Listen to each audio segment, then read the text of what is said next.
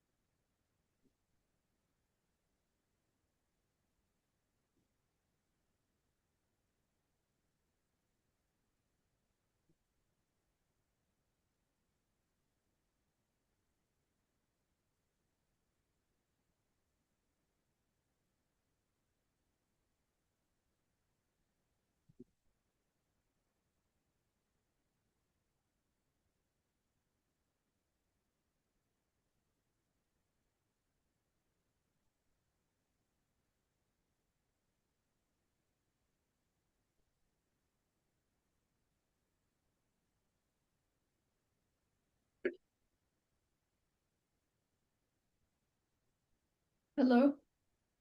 Hi. How are you, Joy? I'm fine. How are you doing? Good, thank you.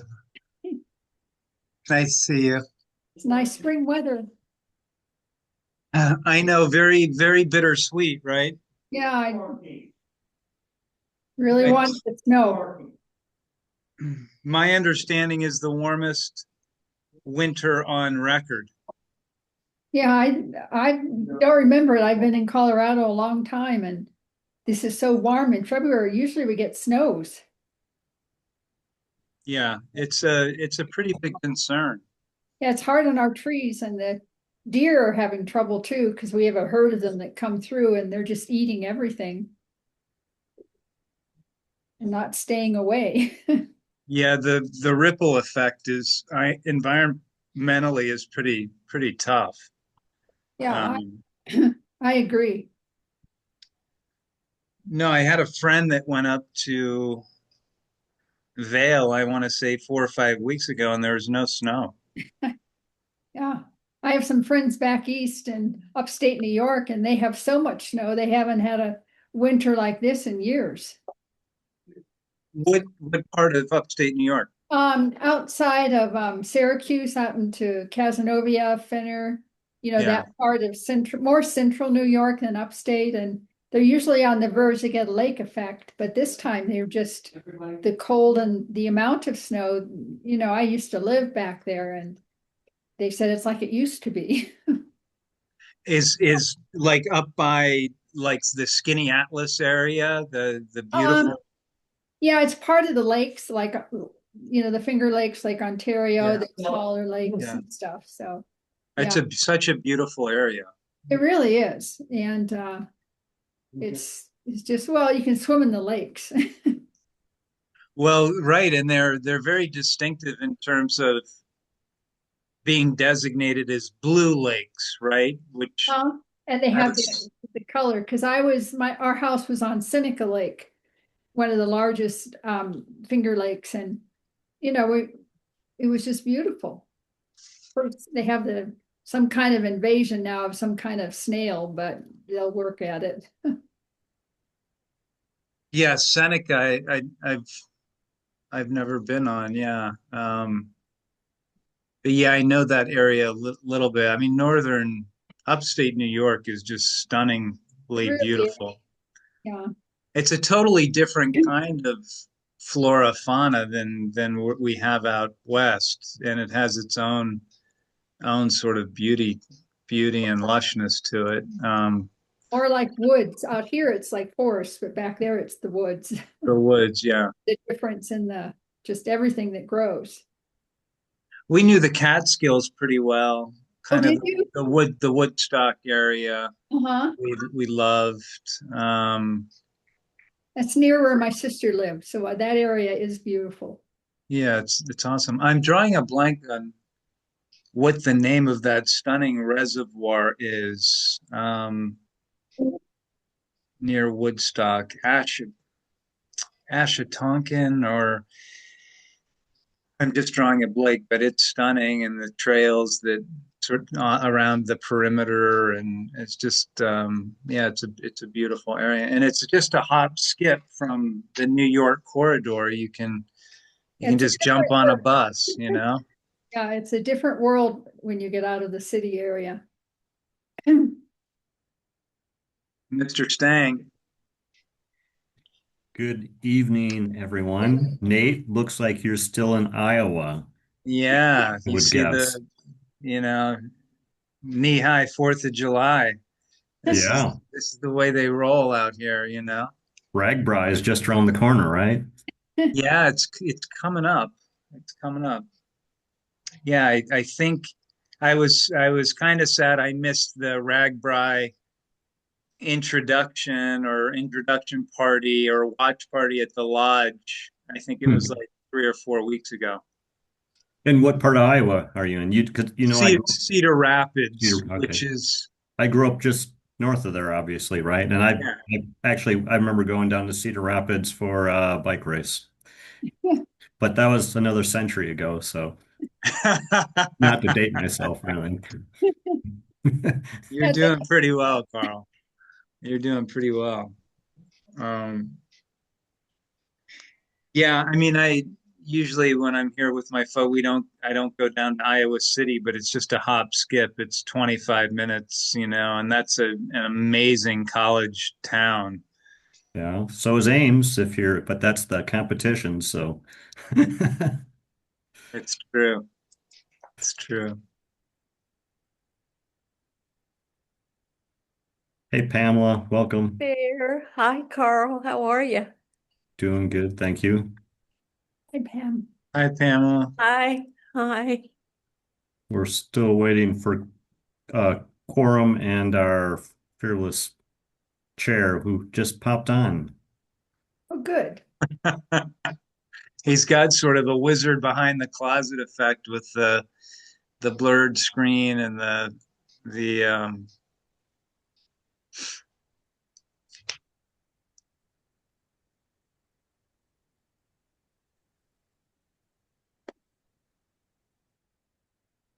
Hey guys, can you hear me okay?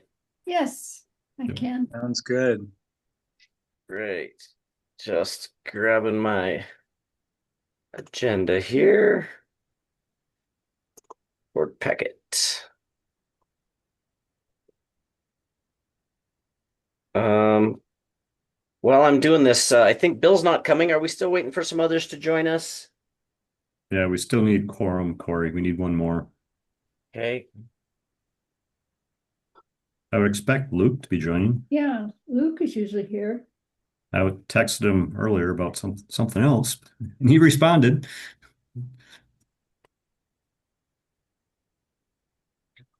Okay, well, I like to roll with the 3-minute rule, so we'll give him one more minute at least.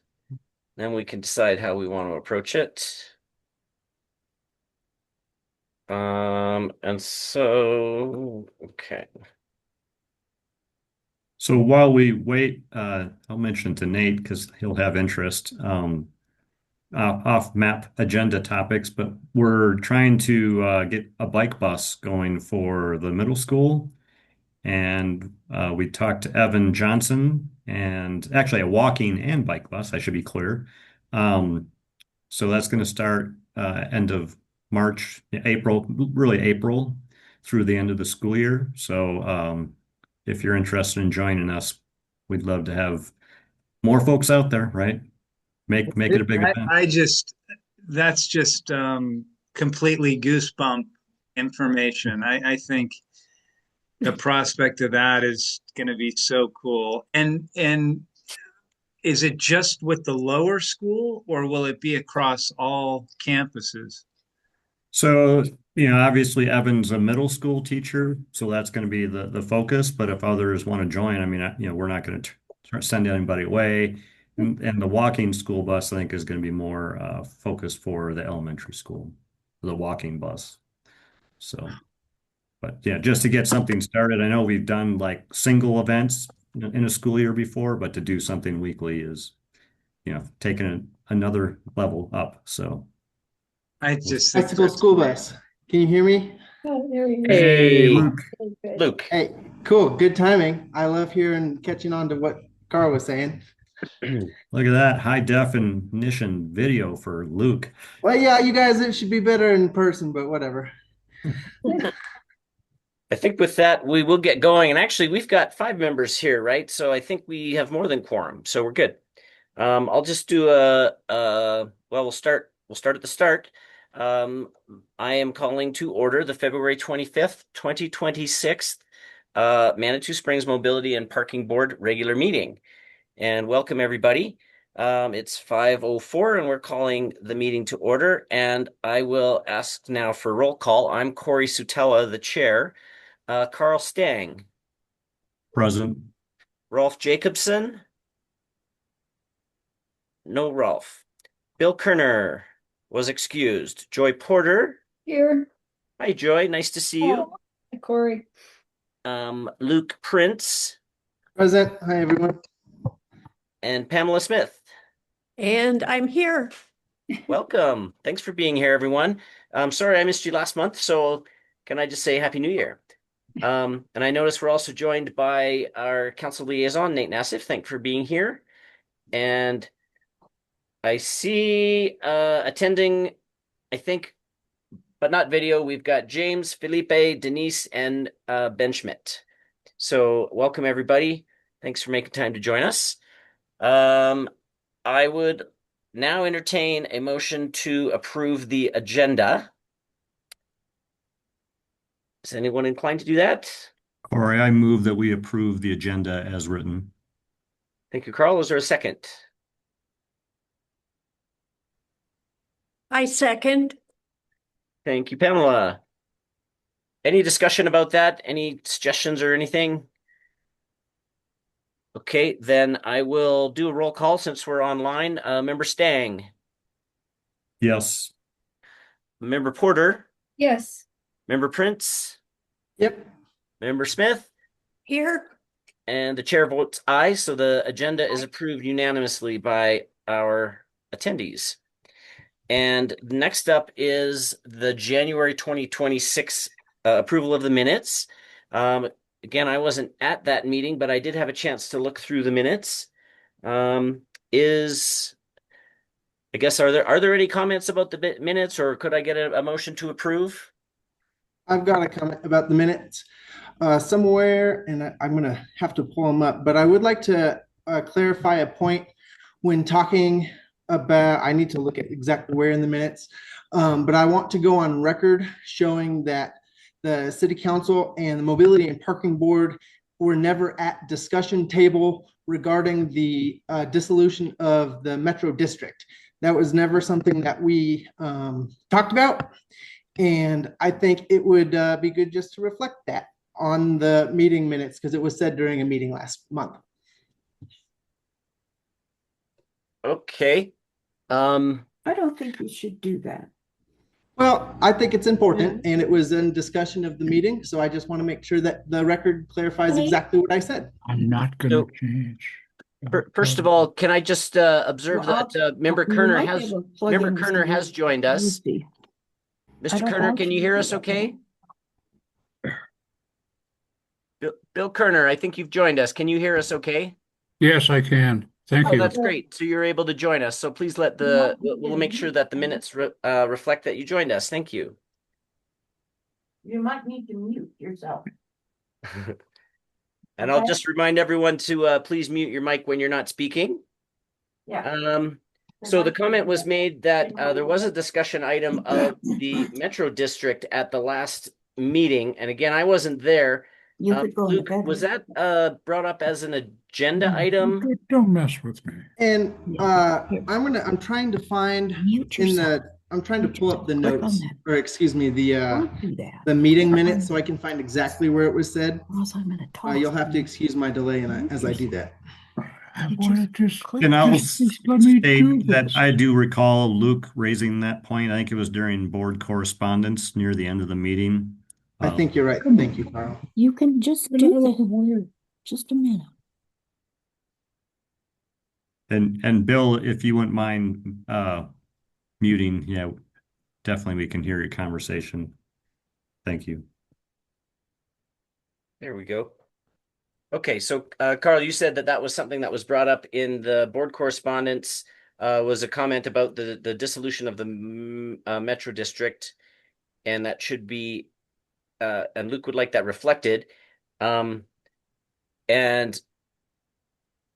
I don't have an objection to that. I think you can bring up what you want in board correspondence.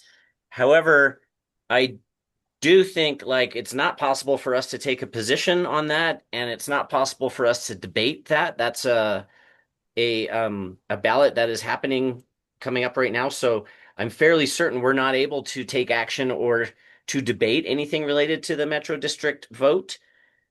And I wonder if there's anyone on staff that Well, can advise us. Did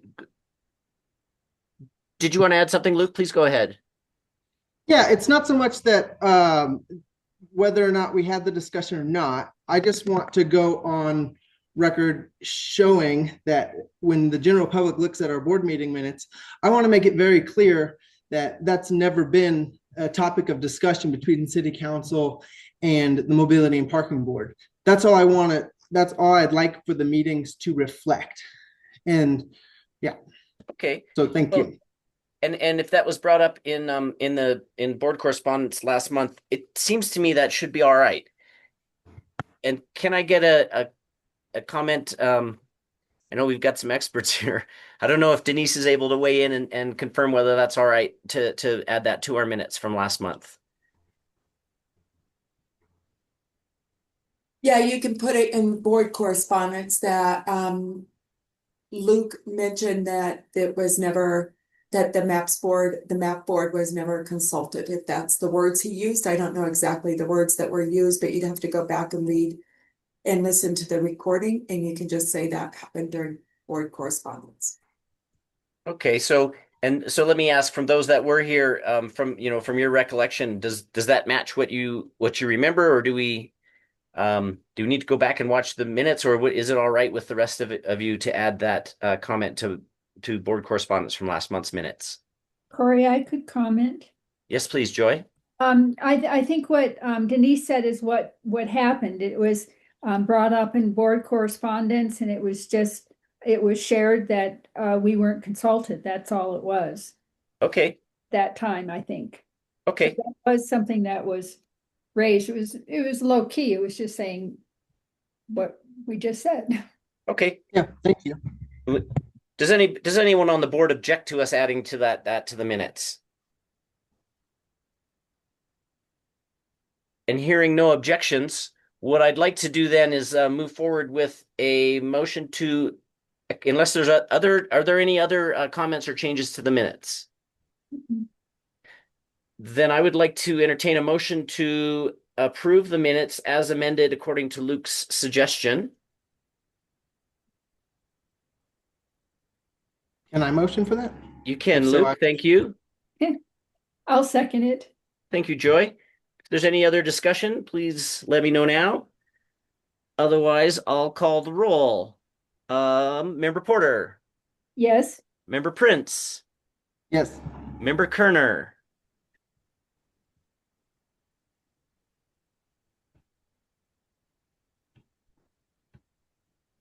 Mr. Kerner, can you hear us? We're approving the minutes. Are you can you vote in favor or opposed to approving the minutes? Maybe Bill's having some audio issues. We'll come back. Member Stang, Yes. and Member Kerner, are you able to vote on the approval of the minutes?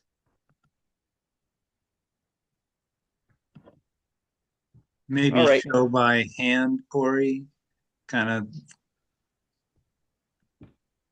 Well, I'm trying to see if I can see him. Bill gave a thumbs up, Corey.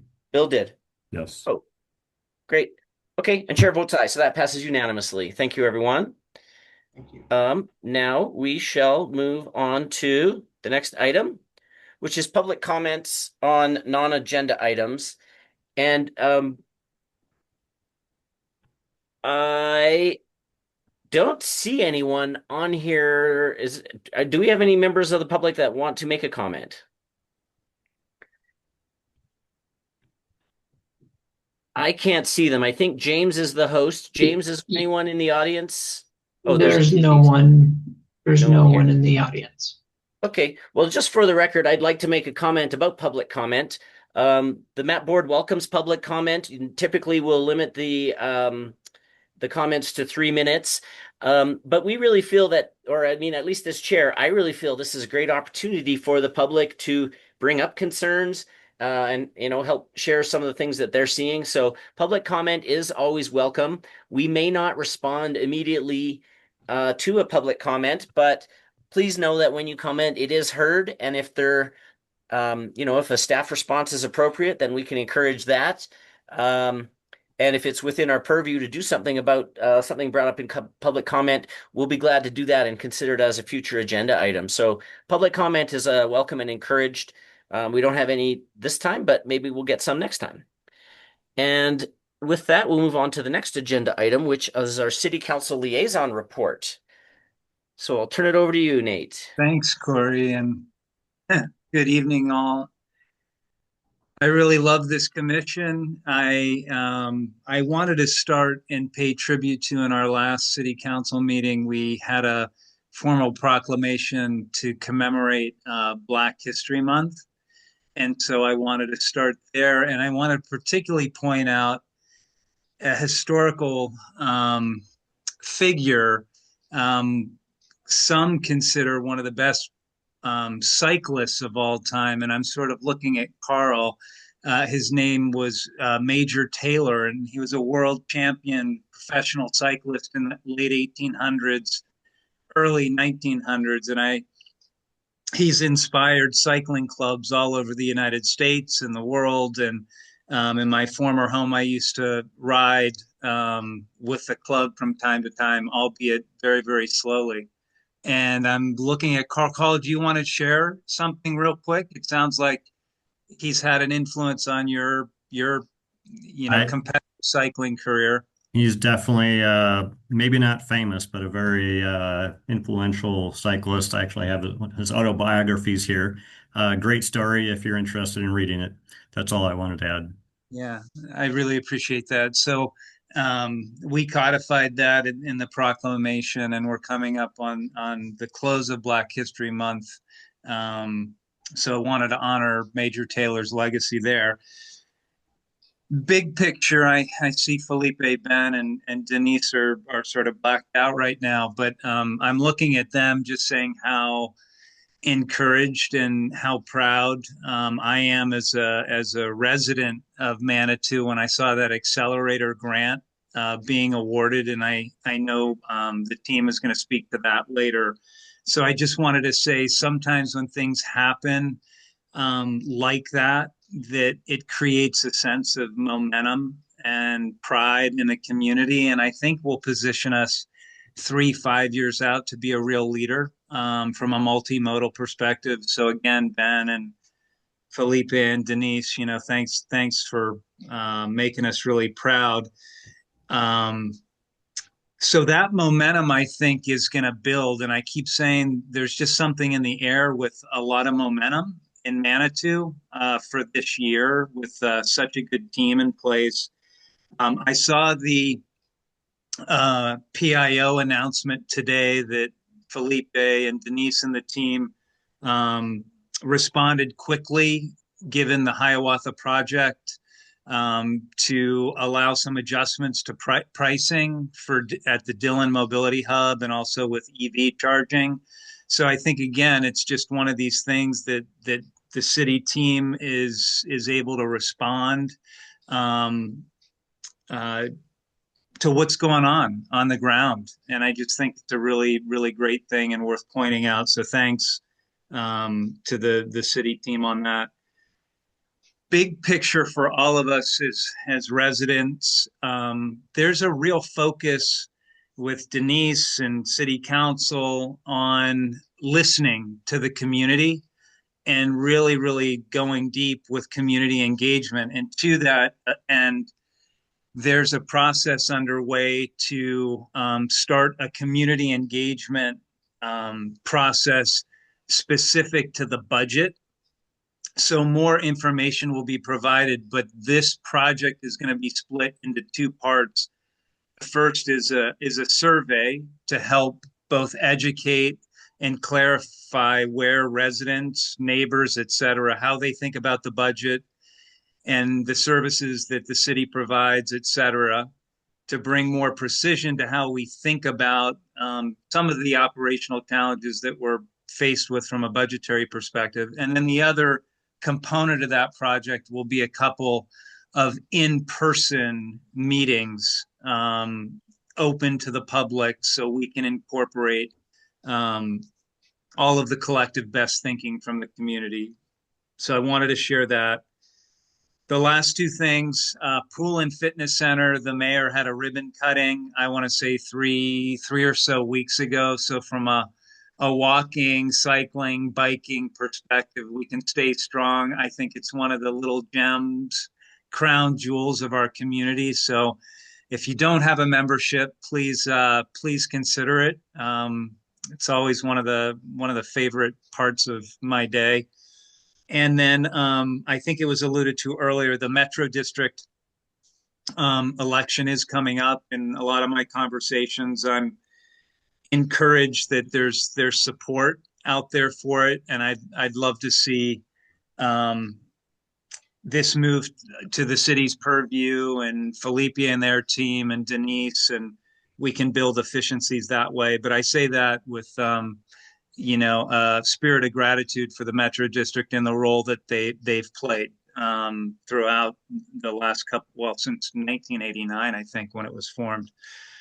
So those are my big items for today. Any questions that maybe I can expand on across any of those? If I could, Nate, I'll just make one clarification. Sure. By serving on this board, our members are entitled to a membership at the pool, and that's one of the major benefits of being serving on a board such as this. So that's something that I take advantage of, and encourage others to as well. I haven't been to the pool since it's open, but encourage all members to consider that. Oh, I love that, Corey. Thank you. And I did have a question. I'm also a fan of Major Taylor, and so is your connection? Is it he was from Indiana, wasn't he? He was, yes, but there was a club, the club in my former community where I lived out in the Northeast, and it was very, very, very active, actually. And so I would ride with them from time to time. But a reverence for sort of Major Taylor's influence to your point and Carl's. Great. Yeah, probably the greatest American cyclist of all time. Carl, do you have your hand up? Yeah, I was just going to throw in that he dominated Madison Square Garden during the 6 day events when those were popular. So he definitely had the New York connection. So Awesome. Okay, any other questions for our council liaison? Okay, well, I'll just say thank you very much for that, and we're really excited to have you as our liaison and engaged and interested in our activities. So thanks for your support and encouragement as we move forward. Thank you, Corey. Thank you, Nate. Next up, we have staff presentations, and I'm very pleased to turn it over to Felipe. I think we did give a little bit of a welcome, and I was away last month, but a really warm welcome to our new mobility and parking director, Felipe Lopez. And we're going to hear a little bit about his background and vision for the future. Hi, everybody. Well, thanks for having me today on the staff presentation updates. And as Corey mentioned, I am the Director of Mobility and Parking for the City of Manitou. I've been serving in this capacity since December. I was in an interim capacity a little bit before that. And before that, I was the Senior Project Manager for the City of Manitou. Through my career, I've served in different roles. I'm originally a chemist, and as that, I served for a couple of years in the pharmaceutical industry, moved into testing and materials testing and laboratory management after that for a few years, and moving on into construction manager for the bulk of my career, which is how I got introduced to the city. But in all those aspects, mobility has been at the forefront and access as well. We have a few little bullet points here. But the vision for our staff is basically to engage with the community, to promote that engagement through positive impact with them. So having ambassadors out there that are supportive of the community, the tourism, the residents, and things of that nature. What we've accomplished in the last couple of months is to basically move the needle in a 180-degree direction and move away from little things like citations right off the bat for everybody. And we implemented a system where now we're noticing. So basically, these are parking notices, and I don't know if you guys have had the pleasure of getting one. Hopefully not, but if you do, when something happens out there, if you guys see them, those are basically just saying, hey, we've noticed that this hasn't been paid, or that an infraction has been noticed, so it gives the opportunity to people to go and rectify without any punitive consequences. I think that's a friendly approach. A lot of municipalities out there in the United States and towns, tourism towns, are opting for that process in lieu of just raining citations out there that hopefully will continue impacting the community. We've seen a lot of report back and feedback back as far as what happens after you get one of those. And for the most part, anywhere from 60 to 80% of people, it was just an oversight and they end up paying. So I think that kind of change is what the town has been needing for a while, and that's the direction that we're taking. So a more informative approach, more friendly approach, and as Nate mentioned, listening to what is out there and putting ourselves to that.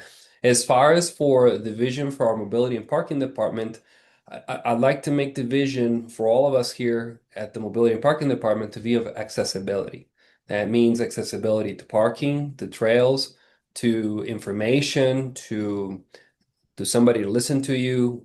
We have an office that's been staffed, and we've been promoting training, revamping our training inside here, standardizing our training, ensuring that we're properly certified through the IPMI Institute, through all of our staff. I think we've accomplished that in the last 2 months as well. So all of our staff has now, they all have certificates there. They put the time into the courses, in the slow time. And so hopefully that'll only will encourage the improvement, as we continue to improve ourselves. That's just a slice of what we're doing. We're doing a little bit more every day. And as things come our way, we engage with the problem and respond with an attuned solution. So yeah. Does anybody have questions, have seen something, would like to share something with me? Because I would like to provide the opportunity here as well for the team to bring things to our attention as well, anything that we can help facilitate and things of that nature. Any questions for Felipe? Go ahead, Joy. Thank you. Felipe, I appreciate this focus on doing more positive things. That's going to be great. Just wanted to mention there was a letter to the editor in the Gazette. Not that that's my best newspaper I read, but there was a letter to the editor and it was fairly negative about the pool. And I just thought it should be noticed. You might want to see it. Thanks for sharing that. Okay. It was in today, I think. Is it regarding parking or It's mobility? regarding the pool. I'm sorry, what was that? It's regarding the pool. In general? Or And I know okay. it's not really our transportation, but I wanted to bring it up someplace. Great point, Joy. Yeah, we'll take a look at that, and thanks for bringing it up. Okay. Yeah. Also, I'd like to take the time here in the office. Wendy Campbell just started in the administrative assistant capacity here as our executive assistant. That happened the last month, so she's here with us, and congratulations to Wendy. And she'll be interacting more and more as we need here, facilitating things for us. She's learning the processes in the house, to put things on Civic Plus and things of that nature. But yeah, we're proud to have her. Thank you for having me. Right. Welcome, Felipe and Wendy. Okay. Well, thanks for that. I guess I just on that staff update, I want to say thank you, Felipe, for that the focus on the positive interaction. And also, just Joy noted there was an article in the Gazette, and we don't really have another newspaper working right now in Manitou. And sometimes it's hard to get good information about what's really happening. And I wanted to remind people that our Manitou staff puts out a newsletter. I think it's every other week that it comes out. Just say, don't believe everything you read on Facebook. There's a lot of really good things happening related to our parking department and our approach to visitors. And, be aware of that, and be aware that there's good information that you can get from the city itself. Yeah, and Corey, to tell you to that as well, we are, as of today, offering a 2-hour complimentary parking here at the Dillon Hub. In addition to that, our rates are structured now that any hour after that is 3 hours per hour, effectively with the fee included in there. So it's, at the third hour is $3, fourth hour is $6, and so on and so forth. But the first two are complimentary, and anybody can make use of those. So I just wanted to inform everybody that is the case. And we just made the announcement today. Okay, great. Okay, well, I think we'll keep moving on then, unless there's an objection. I would like to introduce Ben Schmidt and get some information about the Accelerator Grant. Thanks so much, Corey. I appreciate it.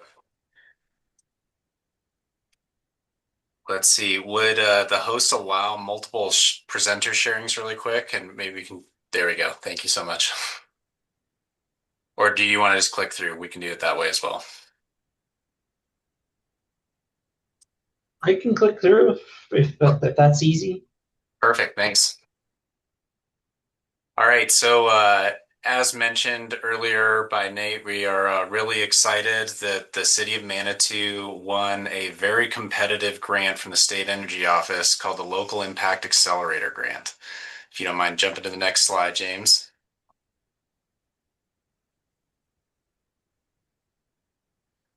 So basically this grant, the intent behind this from the State Energy Office was for municipalities to adopt policies that improved safety, mobility, resilience, and emissions reduction. And the City of Manitou kind of took an unconventional approach to this grant application, which is probably a big reason why it made it competitive. We ended up focusing on the transportation component of that instead of like a traditional application focused around, building efficiency or solar panels or EV chargers or some of the other things that the city has already done great jobs of going after and winning.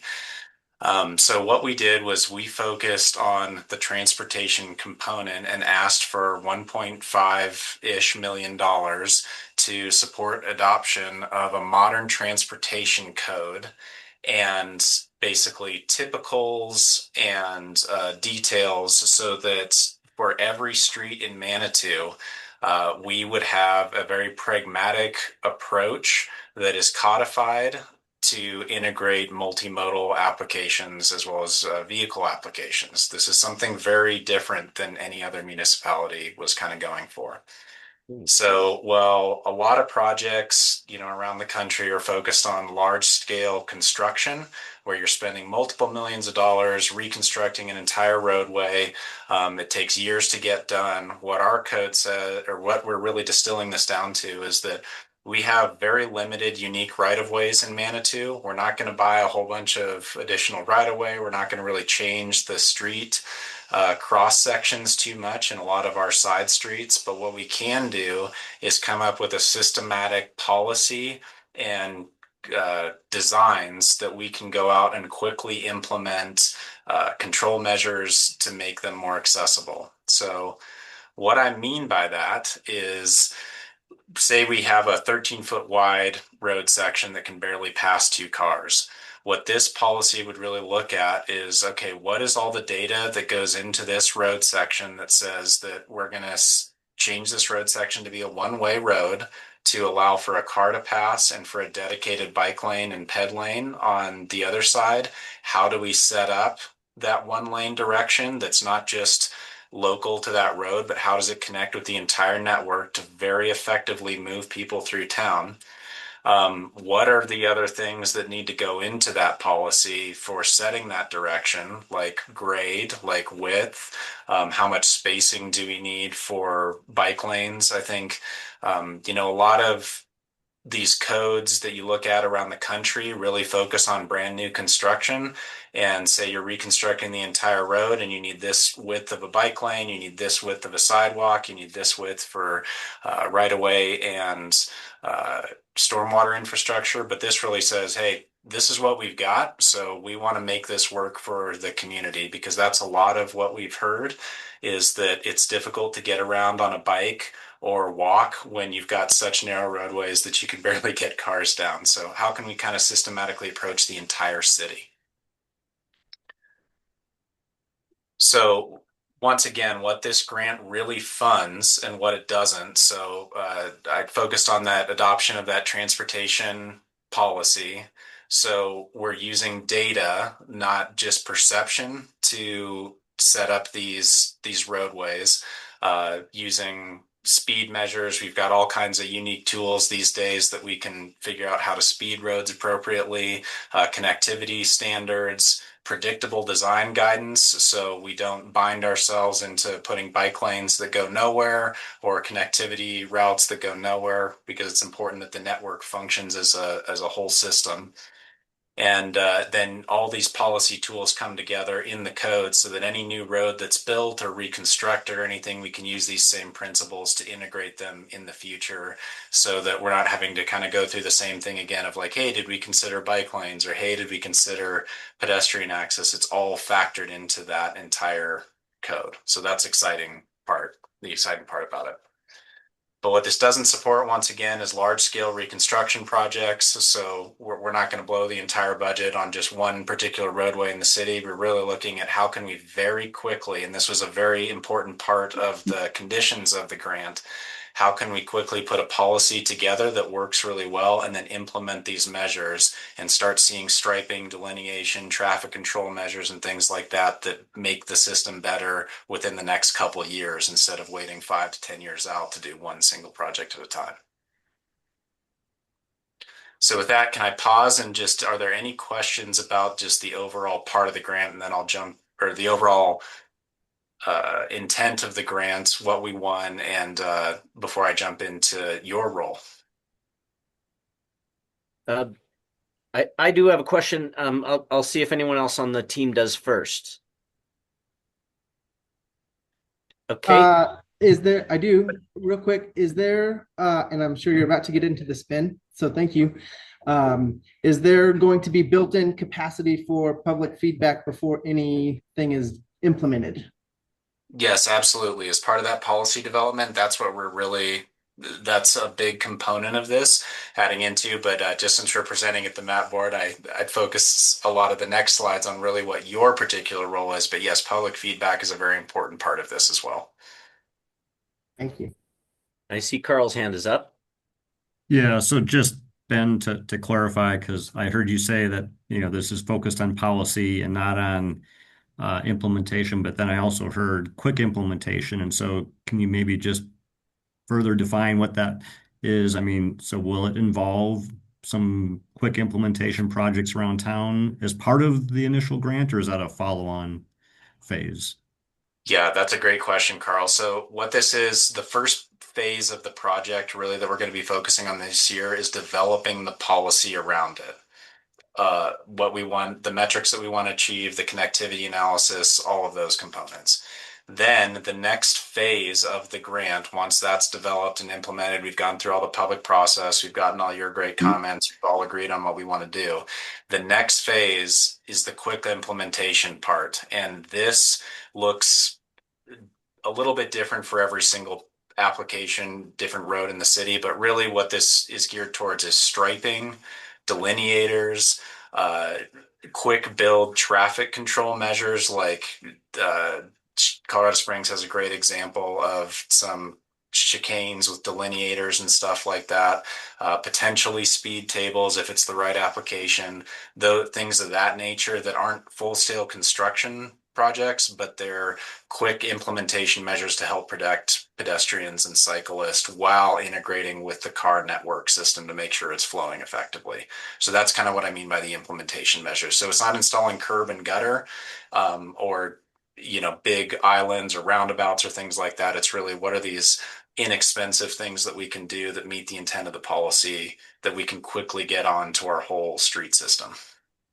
Right. And one more just clarification. So at the end of this grant process, do we expect to have like a pedestrian network plan, and maybe not, this could be future desired pedestrian network plan, desired bike network plan, because we've had challenges, right, getting on like the Colorado Springs bike map because we don't have an official bike network and things like that, right? So do we expect to have hey, here's a future bike network that we're going to work to achieve as part of this grant, or am I misinterpreting? Yeah, so the good thing is the grant provides a little bit of, or quite a bit of flexibility. When we applied for it, we asked for a connectivity plan, which is a broad term that can apply to it can be the umbrella that covers the bike plan, the pedestrian connectivity plan, and the traffic plan, which it's all going to have to, because we're talking about how do vehicles move around the roadway and the network efficiently, how do bikes move, and how do peds move. And so those could all be part of those plans. And this is why your input is so valuable on things like this when we're developing the policy, is what parts of these plans do we need to meet to make sure we're jumping in, or that we're eligible for being part of that Colorado Springs network. Cool. And one more follow-up, and I promise I'll be quiet. So You're great. Does it also include transit? Like, are we going to talk about, hey, how do we get bus service for people that live at the Barker House, so they don't have to carry their groceries from Hiawatha all the way down to the Barker House, those kind of connectivity concerns. Is that going to be addressed as part of this overall transportation? So truly all modes? It will, is the goal for all of them. Mainly it will focus on getting folks down to our mobility hubs and connection to our mobility hubs, because that's really the points that we're trying to get people down to. So a lot of the Mountain Metro plans and the way those bus stops and everything set up, well, that will be discussed in that. A lot of those are kind of designed independently to get people to our specific hub locations. And then what this part of the plan does that we're really focused on is, okay, how do we fill all those gaps to get people from their houses to these hub locations, so that in theory you could walk from your house or bike from your house down to the bus, take the bus downtown, or get to the bike network. It's just, how can we make this this connectivity as open to everybody as we can. And that's the missing piece. I feel like, Felipe's done a great job in coordination with Mountain Metro to look at how can we adjust these different components of the bus schedule to get people connected, but really we're trying to get them to those connections, if that makes sense. It does. Thank you. Great. And I'm happy to report that my questions have been asked. And I want to say I'm really excited about this. I can't wait to hear for the next slide to hear about how we're going to be involved. I do want to just remind everyone that the funds that were allocated from last year for our for the map board to help guide the development of just a bike and ped plan, those are the funds that were used as a match for this grant. And so it's really appropriate that the bike and ped as well as transit and connecting back to Felipe's vision of access for people. I'm excited to hear that this grant is going to be that and a whole lot more. So really excited to roll that into this new momentum. Please continue, Ben. Yeah, thanks, Corey. Really appreciate your support with that because, like I said, now we're intelligently looking at the whole system instead of, you guys trying to put these plans together and get them all together for one component. I think when you look at it holistically, we can actually make some really good decisions that may or may not have been looked at for, how vehicles interface with the multimodal community if we didn't look at it comprehensively. So thank you. So thanks, James. If you don't mind, jump into the next slide, please.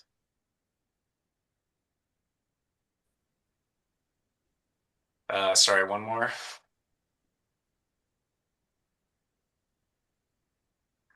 All right, so your role in this entire process.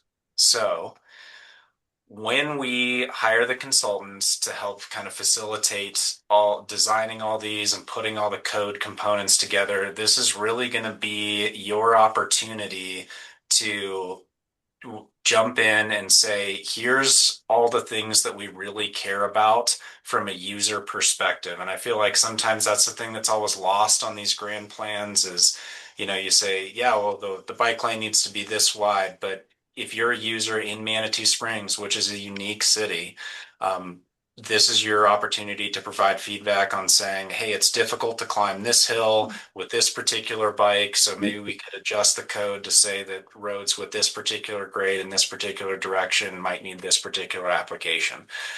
There's a lot of nuts and bolts to go into for that.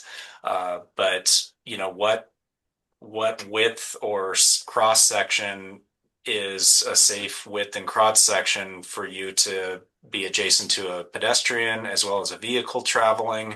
Those are all components that would go into there.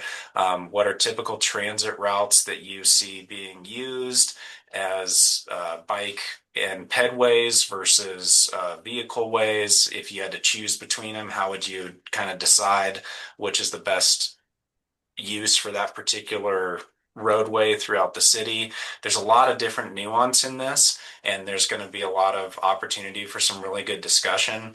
But what we're really trying to do is come up with a comprehensive policy so that, say there's one new road and we're all gone from here 10 years from now and there's a new road that's gone in, is what are those people going to design this to, and how can we reshape this, or say we annex something in the future if that were to ever happen?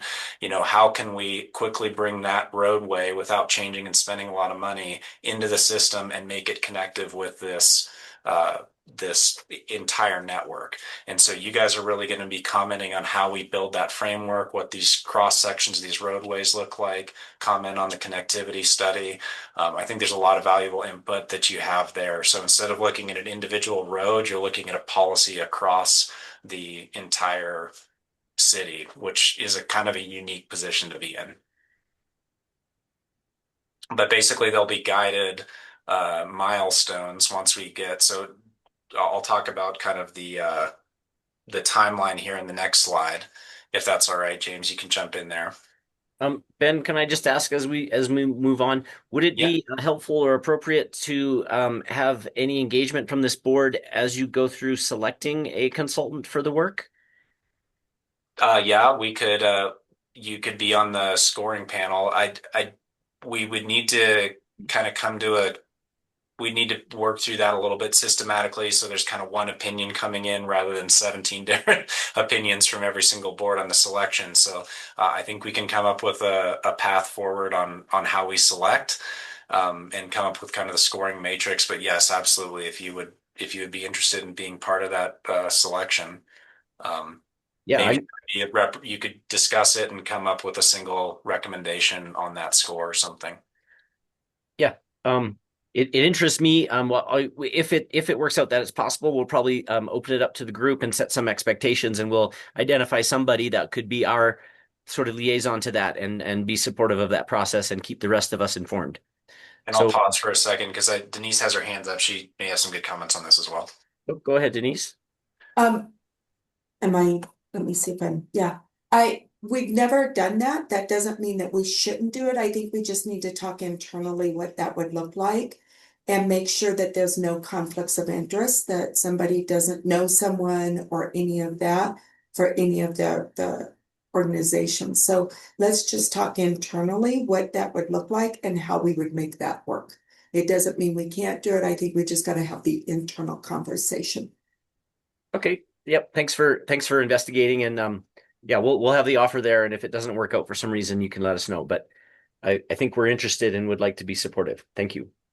Yeah, thanks, Denise. That's a really good point. And then the other caveat I will say with all of this is, the state is very involved in every step of this process.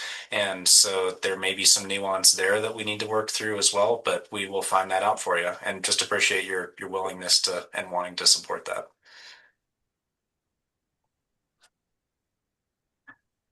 All right, James, if it's okay, can you go to the next slide, please?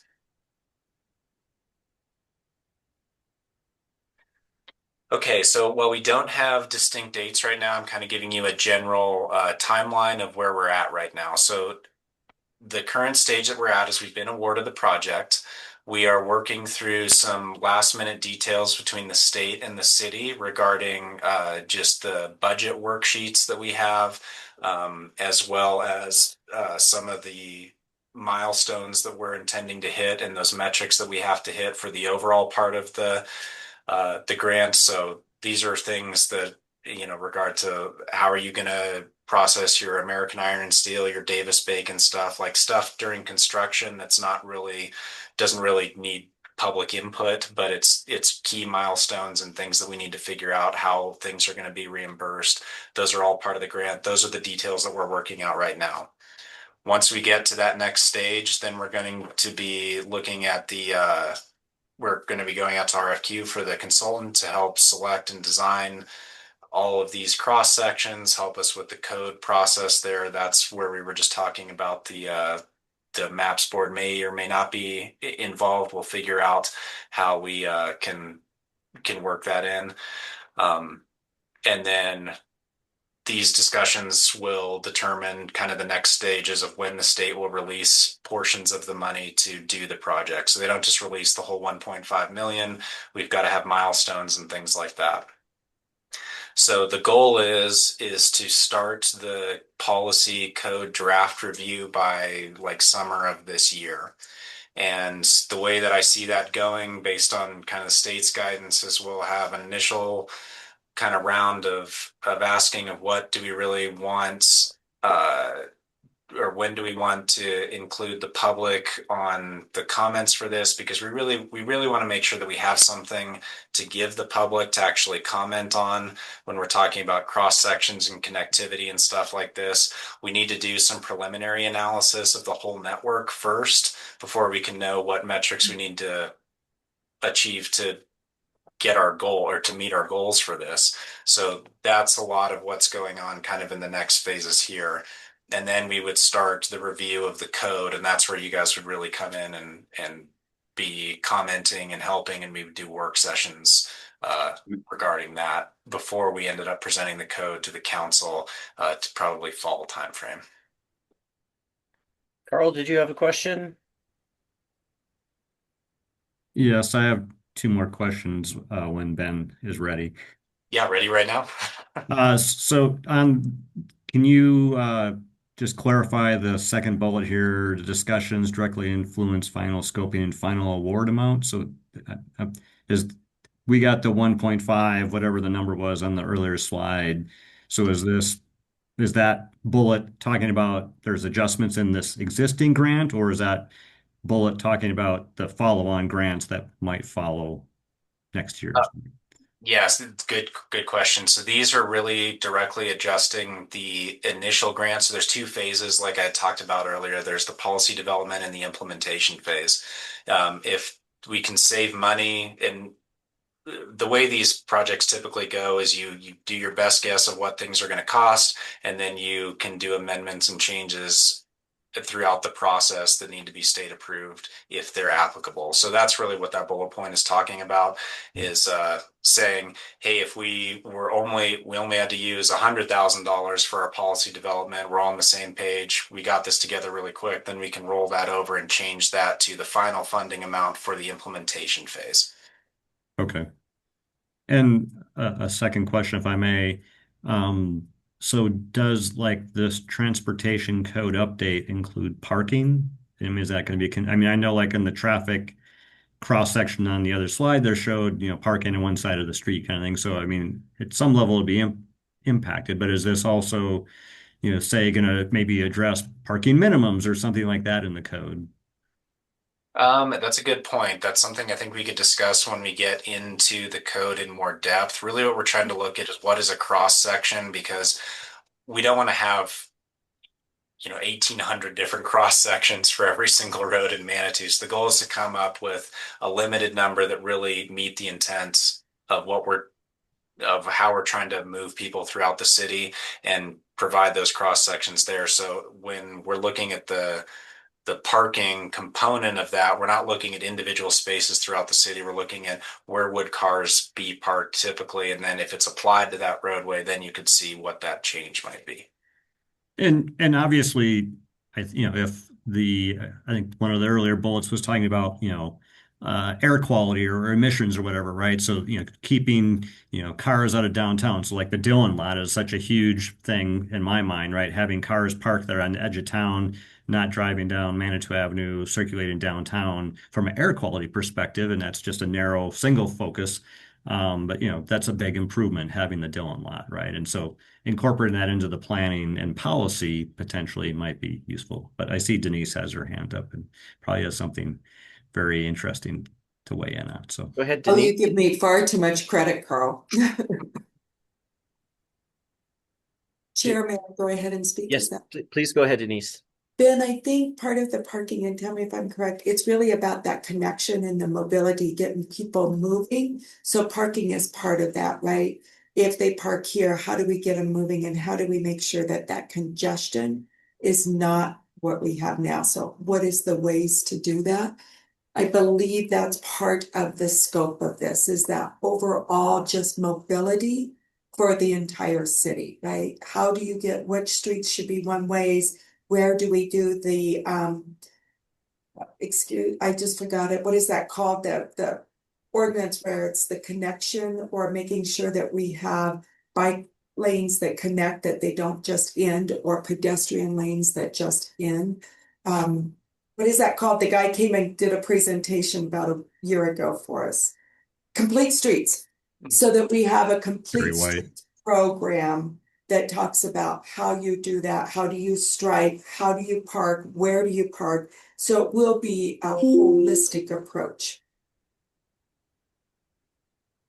Is that correct, Ben? I believe that's correct. Yeah, that was a good articulation. Thank you for that. I appreciate it. And thank you for answering questions. Appreciate it. I think that's the end of those slides. Was there anything else, Ben, that you wanted to share?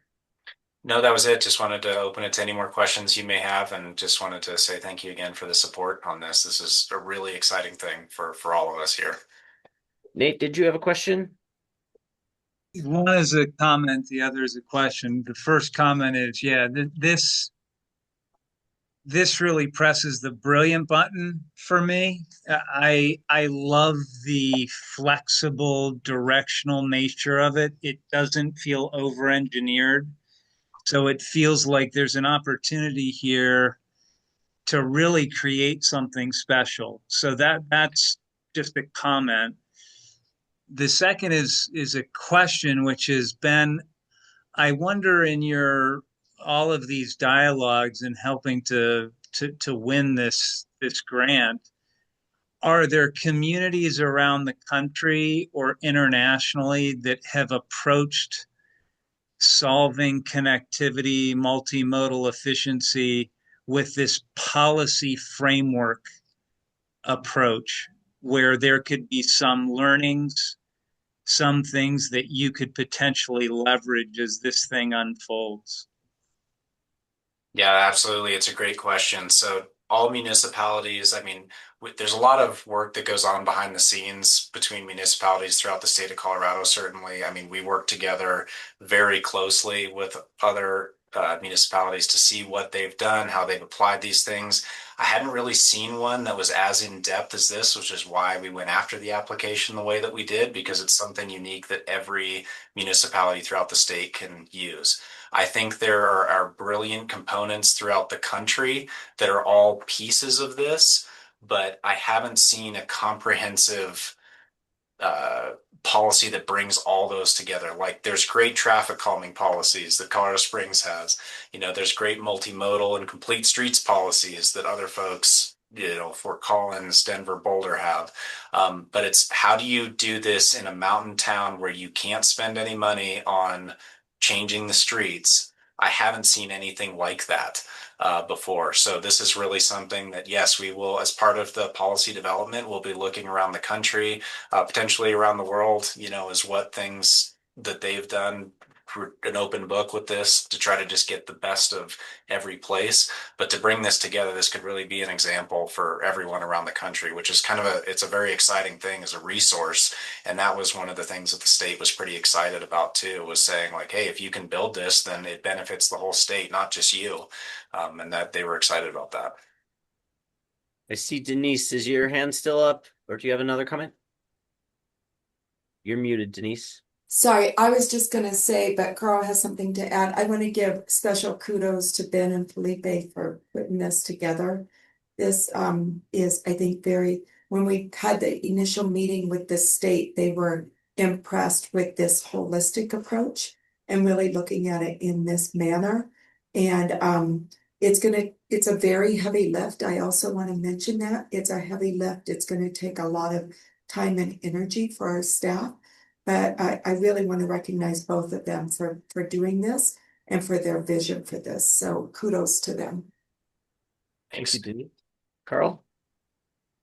And I'd echo Denise's comments. I mean, kudos to everybody on staff that worked and was involved in getting this grant. This is super, super exciting. I just wanted to mention, maybe considering looking at like the Dutch Cycling Embassy. And I know it says cycling in a name, but they do all transit, and, very influential. And, in the Netherlands, they're not enforcing, that's the wrong word. They're making change through policy and have been very effective in it. And, they had crowded streets in small towns, old medieval towns that don't have huge, gigantic road sections and have different kind of policies and cross sections that might be applicable to Manitou. So just for consideration.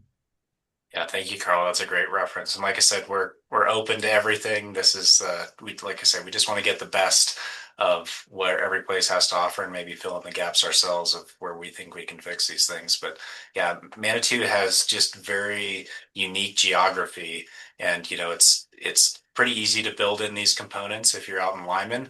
But in the mountain towns where it's limited, you have to be very creative, and that's the exciting part about it. Okay, I think we can turn Ben loose. I just want to echo what others have said. I'm super excited about this and really motivated to help you guys be successful. So please don't hesitate to reach out to me or to our board. We'll be here to support you. So thank you for your vision in applying, and congratulations on getting it. And now let's go hit a home run. Thank you so much. It's a win for all of us. I appreciate your support. Thank you, Ben. Okay, next up on our agenda, after that, who wants to follow that? That's a big one. Felipe, you're up to talk about the parking kiosks. Yes. So we had a request on a consent calendar that we've been discussing for the last few months regarding the kiosk status for the town. Originally, we had 36 of them at the end of the live stage, and we moved towards pulling them out of circulation for many reasons, and mainly to be timely with the change as well. After a lot of negotiation, going back and forward, and trying to get what's tuned out, what we needed tuned out there. 14 of them were the solution for the areas out there, and so that's what's got approved. They are on the way in the next 3 weeks. They're building them right now. The company that's building them, it's called Blinke USA LLC. They're a global company, so they're everywhere. And we've vetted them, against all the other solutions out there. We've heard a lot of positive from them, from our partners here in Colorado City, Colorado Springs, the different parking authorities in town and things like that. But bottom line is that we're going to have an effective solution to the kiosk, which was quite the topic for the last few months, and people asking for those things. And so we have a map that we've created based on the assessment of the previous system that was here and the transactional base of them. So basically, if we had two kiosks next to each other and there was a lot of transactions, compared to the adjacent ones, that we would consolidate that into one section. So that's how the number 14 came about. Mind you, these kiosks are an expensive endeavor for the city. They're around $6,000 a piece, and their end of life cycle starts within 3 to 5 years. So a lot of municipalities have gone away from kiosks. I understand that this community is still not ready for that quite yet, but the kiosks do have the ability to accept credit card payment. They have the ability to they're going to have the ability to recognize residents and in future stages, but initially they will be able to operate via coin. I don't believe there are any more in circulation that would handle cash. For the last 6 years, I think the whole industry, by itself left the cash portion of it, so it's just coin operated basically. So with that, if anybody has questions, I'd like to open it up for that. This map presents the locations, 14 locations. Any questions from the board on that? Carl, you got your hand up? So, Felipe, just the discussion or thinking around like the more eastern part of Manitou Avenue. I know there's not a ton of parking out there, so folks will have to scan the QR code to pay to park on that section of Manitou.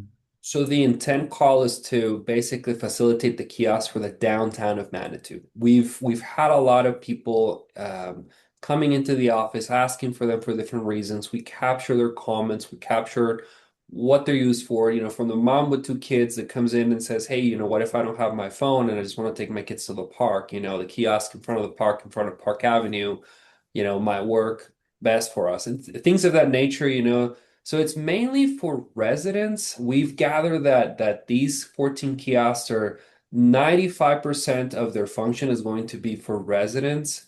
But the people that are not here, that just come for a while, they have no problem using the QR code. We haven't heard any negative feedback, from people outside of this town, regarding like our QR code and our process and things of that nature. So I think this is going to also facilitate tourism as well, but as a byproduct of the need for the residents. But this is mainly downtown and for residents, if that makes sense. So, Felipe, did I hear that they're ordered but not installed yet, or the status of them? So they've been ordered, and they are being assembled at the moment. In the next 3 weeks, they will be delivered. In the interim, we're having discussions weekly, twice a week, 3 times a week with the supplier Blinke, as far as tying them to the city infrastructure, because we have Honk out there, we have like our own residential stuff going on. So just tie it into the website, into our ecosystem. And so that takes time behind the house to do that, and to make sure that they work correctly with our rates and things like that. So that takes a little bit of time. So, but from a trigger pull to the installation is about a month. In the interim, we're working with the supplier to get that ready to go. We do have one demo kiosk here at Dillon if any wishes to come and take a look-see at it and be how the experience is gonna feel, that sort of thing. I believe we're gonna download how the experience really is going to be in the next 2 weeks, the final experience, because what we have right now is just a template demo. It's been here for 3 months or 2 months, sorry. Just out here, and they're solar powered. Their batteries last a lot longer than the previous iterations of them as well. And so yeah. Okay, well, I think we'll all be excited to see how that goes. Denise, you have your hand up. Yeah, again, I want to hold on. Couple of things is I want to recognize staff for their amazing negotiation skills. We got an excellent deal on this. We had Corral Springs look at it with us, and they were impressed with the negotiations that we were able to do. I also want to mention it is never a good business decision to replace all kiosks in the same year, because then you have to replace all of them again in the same year. You want it to be a rotation that every year you're replacing 2 or 3, because most parking enterprises can't deal with $250,000 at one time for a capital investment. So this is the start, and then we'll look if we need to add more, but that will be every year so that we're not replacing all at one time. And as Felipe said, they last about 5 years. They're like cell phones. Software goes out, they say no longer supported, whatever that may be. So this is a huge capital investment for any city and for us as we move forward. And I just want to recognize staff again for their thoughtful process, their negotiations, and really identifying the best place at this time. And then maybe next year we buy another 5 or we do something to enhance it. But we'll evaluate that and make good business decisions as we move forward. Thanks, Denise.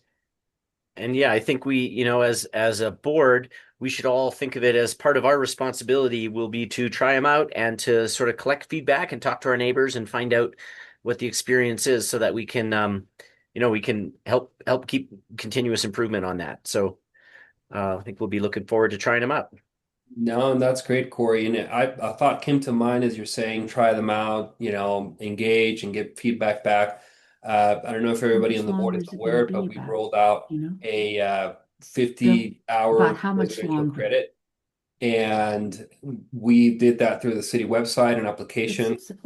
I encourage anybody and everybody from the board to go through the process of the application, maybe come by the office. You may or may not need it, but having the experience of it, being able to provide feedback to us, being able to, support us in that capacity does help. We do have a lot of feedback so far from the community as to what their, how their process is moving along. And so we have made real-time changes on that, but that's some of the challenges that we're doing now in real time. So I appreciate the board's willingness to, assist us with some of these and if it's something that somebody can give me a call or come over here or call staff or anything, we can fix it. That's highly appreciated, guys. So on any of our processes. So thank you, Corey. Great. Any questions or comments about that before we move to the next item? It's super easy to sign up. I went through the process.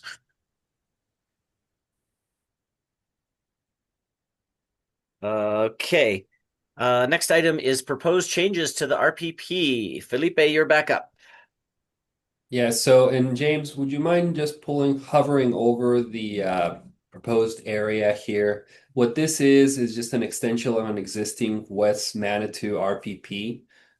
We received a request from Dorothy, and I believe her name is Dorothy, and correct me if I'm wrong, James, but anyways, residents have been bringing this up for the last year or so, and we've had engaging conversations with them now. We walked aside, that sort of thing, and believe it's the Ute Trail and the Minnehaha sections of Manitou that are to be considered for the incorporation of that. We do have as past experience in his past Felipe, meetings. can I stop you for a second? I'm not seeing the map. Should I be seeing it? Is anyone else seeing a map? I'm seeing it. I see the map. Oh, I'm not seeing it either, Corey. so you're seeing it on Zoom, Joy. Yes, well, I have my iPad out with the packet, so. I have it in the packet, yeah, but it's not in the Zoom meeting for me. I'm trying to get it pulled up right now. My computer's I just have it in. to a crawl on me. Okay, yeah. So I think there is a map at the end of the packet for this change. And I do just want to clarify the agenda item. So we've got a voting item on the agenda, which is to the approval for this for the specific change to the RPP. My imagination of what this item was, Felipe, was talking about bigger picture process changes to the RPP overall. Did you want to talk about that, or do you want to just talk about the specifics here of this this proposed specific RPP? Yeah, and James, correct me if I'm wrong. I think we have an item for that. Is that right, James, or is this it for all of it? Well, So there's two items. for this particular item, it's just for the broader overall like RPP like program revisions. And we didn't have any supporting documents to provide for this meeting. We did just want to kind of provide an overview as far as what we're looking to do at this time is kind of an initial step towards those revisions. And one of the things that really hasn't been done that really does need to be done is kind of a reevaluation and a re-inventorying of each of these RPP zones, because that has not been done since these RPPs were originally implemented. So that's kind of our initial steps, so that we have all the necessary data, and then we can kind of move forward with some of these other revisions. But that's kind of what we have for this item. We really don't have much, just because we've more or less been focused on some of these other projects and getting our infrastructure put back in place. So if that makes sense, Felipe, I think this agenda item was focused on the general process changes that were being considered. And as a reminder for everyone, that's one of the goals that this board has got approved for this year, is to support an update to the RPP. And in fact, it's been a topic for the last 3 years at least. And my understanding is that Felipe has been able to take a look at the documents and has got some thoughts about how we might do that. So maybe if we could just focus on that for this part of the agenda, that would be the ideal right now. Yeah, absolutely. So I took the time to go back in time and legally and document wise into 2012. And so the city back then and the powers that be had consultants come in and work with the city to provide a guidance as to how an RPP should be managed, implemented, guidelines to be provided, and things of that nature. And I'm happy to share that with anybody. But from that, the RPP was in inception in 2013. Many residential portions of the town have been added. Right now, we have a total of 9 existing. A lot of people don't know which one, when they move into town and they're not familiar with the area and they're trying to go through the process. Our RPP right now lacks the ability for you to know that you're in a zone, or which zone you belong. So we have a lot of questions about like, hey, I just moved to town. Which one is it? Things of that nature. So providing a revised 2026 portion of this to initiate the process based on the existing guidelines probably be our best step, and including maps in there for people to understand their areas. James was mentioning earlier also that we have not made a capital inventory of our curb parking areas in any of the RPP zones in town. As you guys know, since 2013, things have moved around. I mean, people come and go and things of that nature. A lot of people that participated and championed some of these guidelines back then, are no longer with us in this city. So because of that lack of awareness, I like to just bring this to the table as far as our conversation moving forward, and start thinking about how a 2026 revised RPP would look like. And then from there, once we have consensus as to, okay, what did we have back then that we can better educate the public on now, and then move from there. And it's little things like right now we have blue tags for every single neighborhood in town, right? So implementing color tags for neighborhoods, ensuring that if you live on any of the RPP zones out here, that you can distinguish yourself by a color. Guest passes now are all white. And so if you see if you don't mind, can we keep this high level right now? What I'd like to do is understand the scope or where you're at with the scope and how we can expect as a board to be involved. I'm interested in the details. Just in the interest of time, I want to keep this part of the discussion high level to understand your intention and how the map board will engage with what you'd like to do. Sure. So thank you. High level, we just need to revise and review and revise the 2013 guidelines and bring them up to current conditions in 2026, starting with inventory, starting with reassessing needs, providing access for the guidelines for everybody, and your involvement within this process. Okay. And at some time in the past, we'd had interest from some members in forming a subcommittee to support that. So I'll just reiterate that support. As you're starting to dig in, we have an interest in helping support that change. It's a goal that we've adopted, for last year to support that. So we are ready to, when you've got an idea of when you want to engage us, let us know and we'll be ready to help. Great. Does anyone have any other questions or comments about that? Sort of from a big picture, I don't want to get into the details of what we want to change about it right now, just about, how we should prepare to be supportive of this change. I'll just go ahead, Joy. Sorry. Go ahead, Joy, and then Luke. I'll make a very short thing. I've been on the board for quite a few years when we first initiated the RPPs way back before we were PAB. And I really appreciate your looking at this and having such just good ideas of how to make it more efficient and make it much more clear to the community. I really appreciate that. And thank you. That's all. Thank you, Joy. And I want to just say we really value your expertise and your direct experience with this. So I'm grateful that you might be willing to provide input as we look at making changes. Luke? Yeah, two strategies, simple and cheap. I think it would serve our city well. Make it simple for everybody to understand, simple to implement, simple to everything about it, and then cheap. We're trying to save some money, and incorporating all of that into the downtown proper area as well is great. So that would be my 2 cents in strategy if tapped for feedback. Thank you. Great. Any other comments on the RPP changes for now?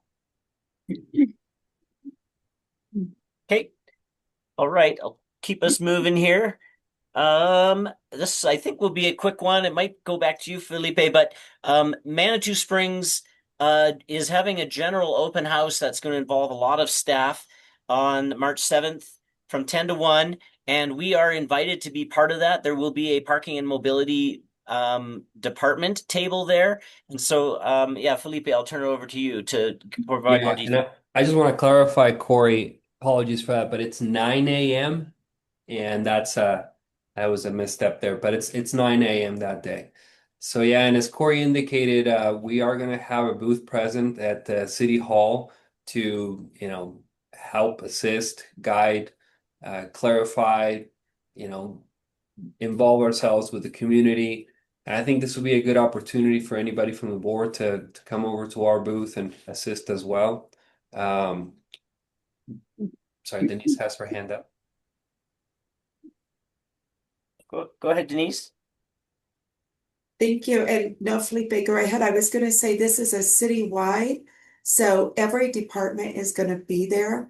This is not, this is made just for city right now. So we're going to have the fire department there. So if somebody wants to talk about fire danger around their house, their assessment, we're going to have the finance department there. So if they want to sign up to do, to get their meter changed out or have questions, we're gonna have the police there, we're gonna have parking where you can go in and register. Is it over? Hours, you Oh. can register for your RPP, What's all going these on things, here? so it's a one-stop shop for this city. And for every department, just to be able to come in and talk to the departments and the department heads and ask questions. Public services is gonna be there, planning is gonna be there, everyone is gonna be there, they're gonna have a booth. So that it's really for the public to come and talk to each department or to sign up for something if they would like. And did sorry if you said it. Did that I will think be I at City figured out a Hall? workaround, so. Is about when's your thing gonna be done? Because we gotta eat. Bill, could you please mute your mic? Thank you. Denise, it is at City Hall, right? It's at City Hall, yes. Great. Thank you. And we're really excited. I'm hoping that we get 100, 150 residents to show up and just chat or sign up for something or learn something or answer questions, whatever that may be. And can you remind me what's the costume theme? There isn't one, but I'm sure you'll have one. Okay. Okay, I'll think of something. All right. Sure. Anything else on that item? That's from 9 to 1 or 9 to noon? 9 to noon. So 9 to noon. Okay. Oh, Well said, Denise. So, and yes, I echo Denise and invite anybody that would like to participate either as a resident or on our booth. great. Okay. Let's roll into our regular staff updates. Is this James? Are you gonna walk us through these? We got Pike Ride, Mountain Metro, and C-Click Fix.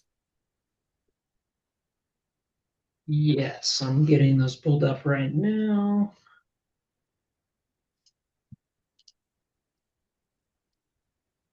All right. Looks like that screen sharing's working now, James.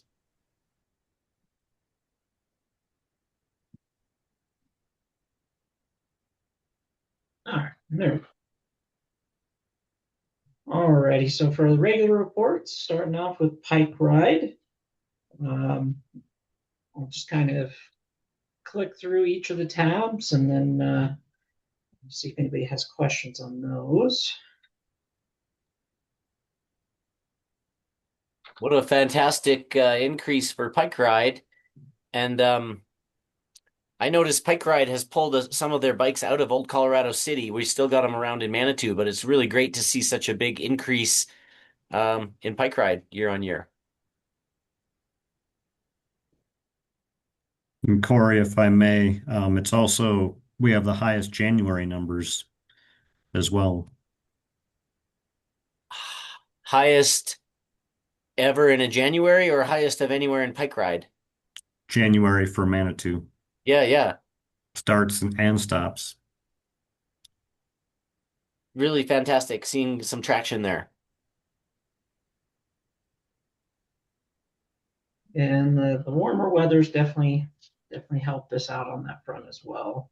Even December last year was crazy busy as you can see. Yeah, it's a good point. I want to believe it's a societal a giant shift, but yeah, the weather probably has something to do with it too.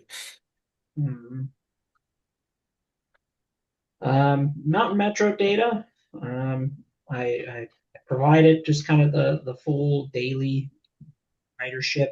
And I did notice that it did get cut off there at the top.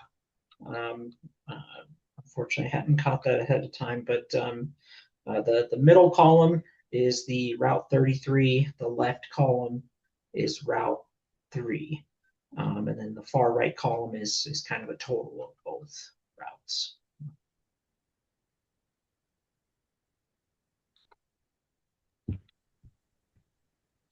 then for the year-to-year comparisons, as the year kind of goes on and we get at least 2 data points on here, you will start to see that line for 2026. But for right now, you'll just see the 2024, 2025 comparisons.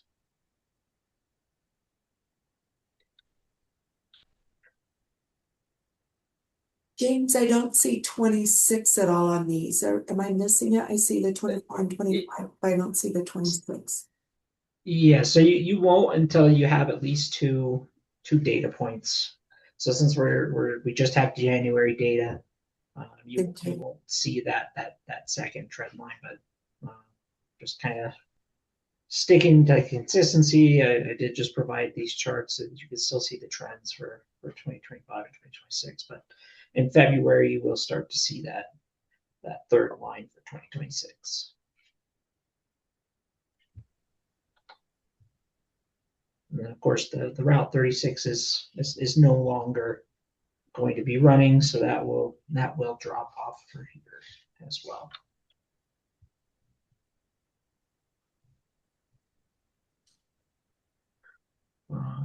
Any questions on Mountain Metro data or any of the reports? Yes, if I may. Just while we're on topic for Mountain Metro, I'd just like to go on record showing interest in adjusting the route stops, as I did last month on record.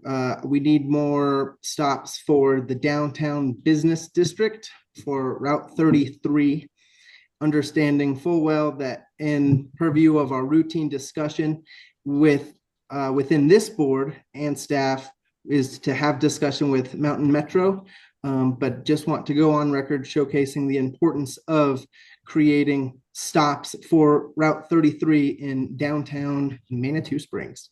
Thank you. Yeah, thanks for that, Luke. I think, and this has come up before, we did make some changes, obviously, and so the question is, when is the right time for us to evaluate changes and come back with, modifications, suggestions, or things like that? I resonate with what you're saying, Luke.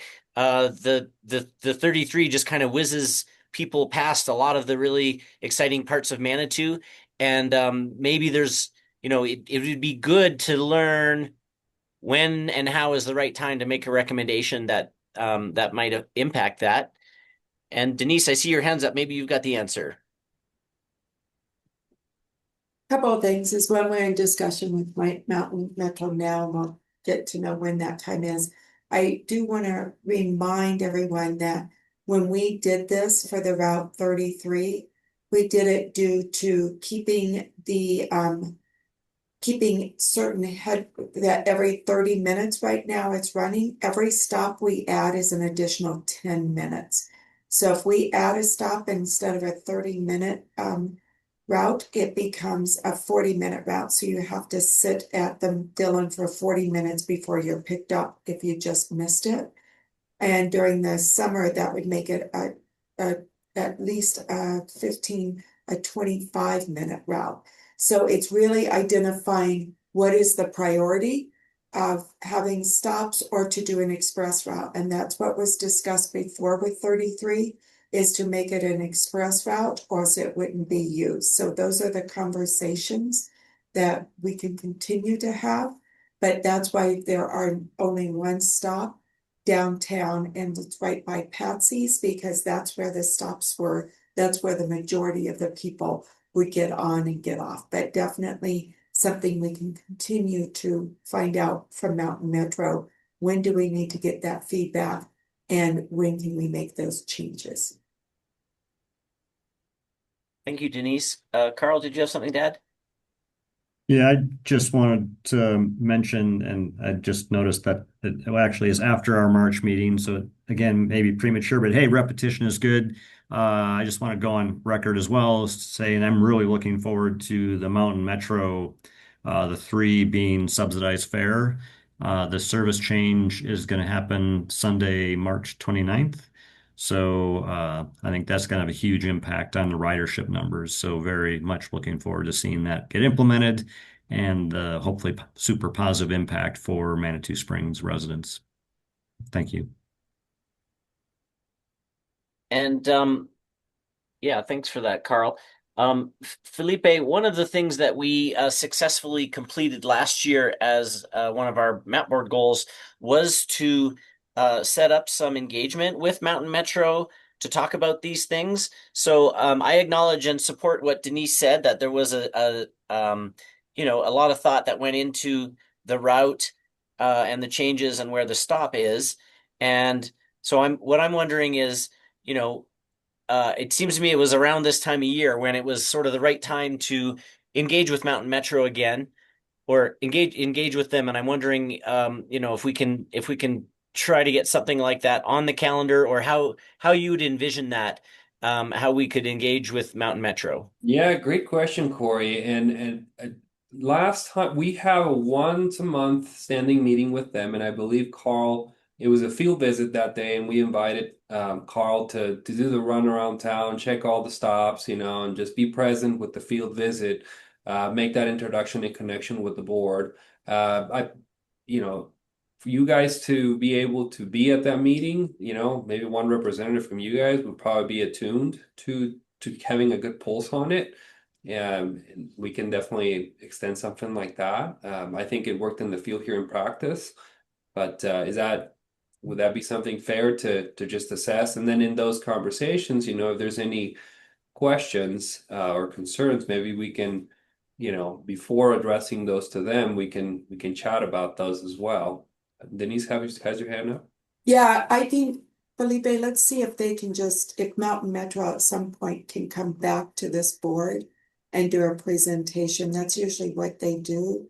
So something to think about, just to see if they could come back to the board and you guys can have that initial meeting with you, Carl and Corey. But let's see if they can come back to the board at some point and do a presentation. And Denise, they come regularly. Do they present to council every year?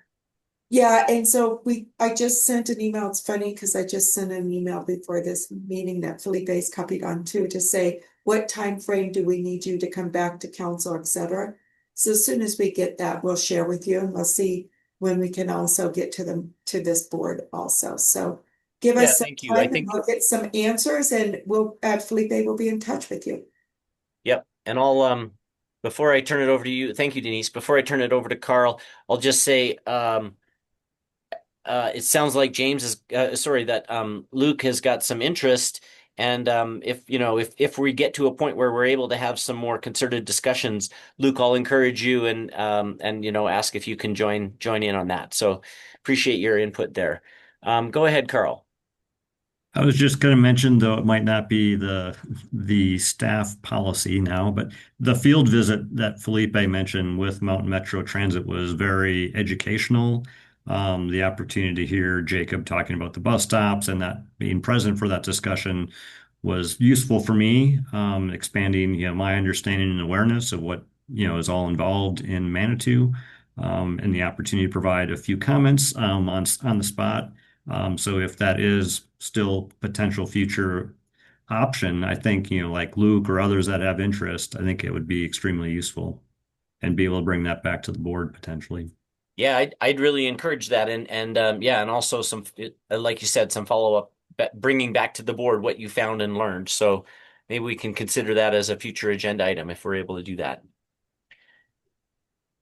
Okay. Okay to move on from Mountain Metro. What you got next there, James? C-Click Fix?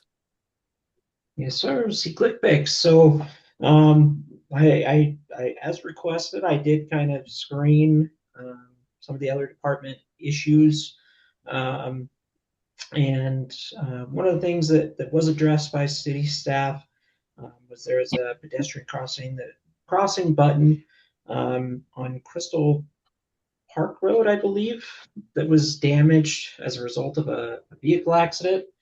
And staff had reported the issue to CDOT, in which case it was promptly addressed. It looked like it had been addressed within 3 or 4 days. So that was a pretty quick turnaround on that. There were numerous mobility-related issues reported during the last snowstorm, whether it be debris on the roads left after the storm, icy areas, areas that just needed some additional attention. And those are things that are pretty normal for snowstorms for us. But it looks like all were addressed pretty much the same day. And those were mostly streets crew, and they do a good job with staying on top of that stuff. So, and then as for our component, we did have just a single issue, which is a complaint for missing permit in an RPP, and we were able to locate the vehicle and take appropriate action. And so, James, that was pretty. Is that so? Someone was parked in an RPP, but they shouldn't have been, and so they. Correct. Did they get a ticket, or how was it handled? Yeah, so a notice was issued to that vehicle, and it was simply just they didn't have a permit on the vehicle. It's possible they were visiting a resident, just didn't get that passed on there, but a notice was issued. Okay. I see some hands up. I just want to acknowledge the first thing you said. What you've done is gone through and looked outside of just parking related SeeClick Fix items, but you've scanned the other items to look for things that are related to mobility. And I want to say I find that really useful. And we can maybe talk offline. I want to gut check and make sure that that's not an unreasonable ask. But I find that very useful that we can get this feedback on some of the other things that relate more to mobility that might come through the Public Works Department. I saw Carl's hand go up first, but Denise, did you have something that you needed to jump in on before? Okay, so we'll go to Carl first. So thank you for this report and the expanded kind of purview. I think that's really useful. Just one, it's kind of a nit, but I think this is really important. I would suggest as policy that we should not be using the word accident.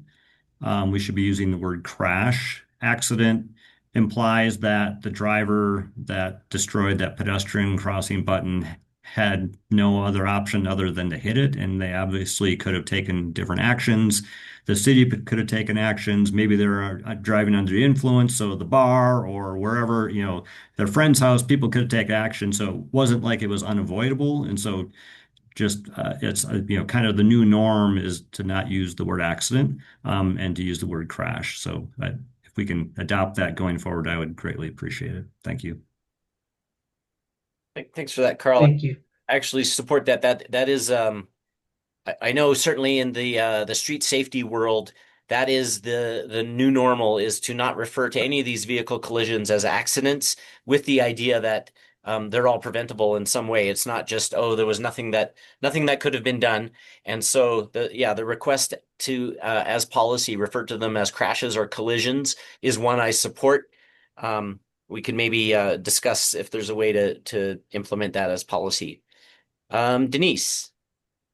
The other thing I want to mention and give a shout out to staff is we had some vandalism on some of our parking kiosks, or not kiosks, our parking signs, and they had to come in on a weekend to get them cleaned up. They painted all the QR codes, did other things. And so I just want to recognize staff for ensuring that things are always clean, picked up, and taken care of. And the other thing is, if you see something, please report it, because those things take a lot of staff time. That means that we don't get to go out and do other things that was planned during that time. And it's it is not fun work. Most of the vandalism that happens is not fun, and it also costs money. So a shout out to staff for going above and beyond, coming in on a weekend. Felipe came in on a weekend to help clean up. They deserve a lot of credit for that, but if you see something, please report it. All right, great. Thank you, Denise. And I just noticed that Bill has dropped off the Zoom. I don't know if the Zoom will automatically pick that up, but we should note that Bill's no longer in the meeting here. Okay, next up is the call log tracker. I think this is potentially a new item. James or Felipe, did you want to talk about the call log tracking? Yeah, so it is a fairly new item, and still working out the best way to visually present something here.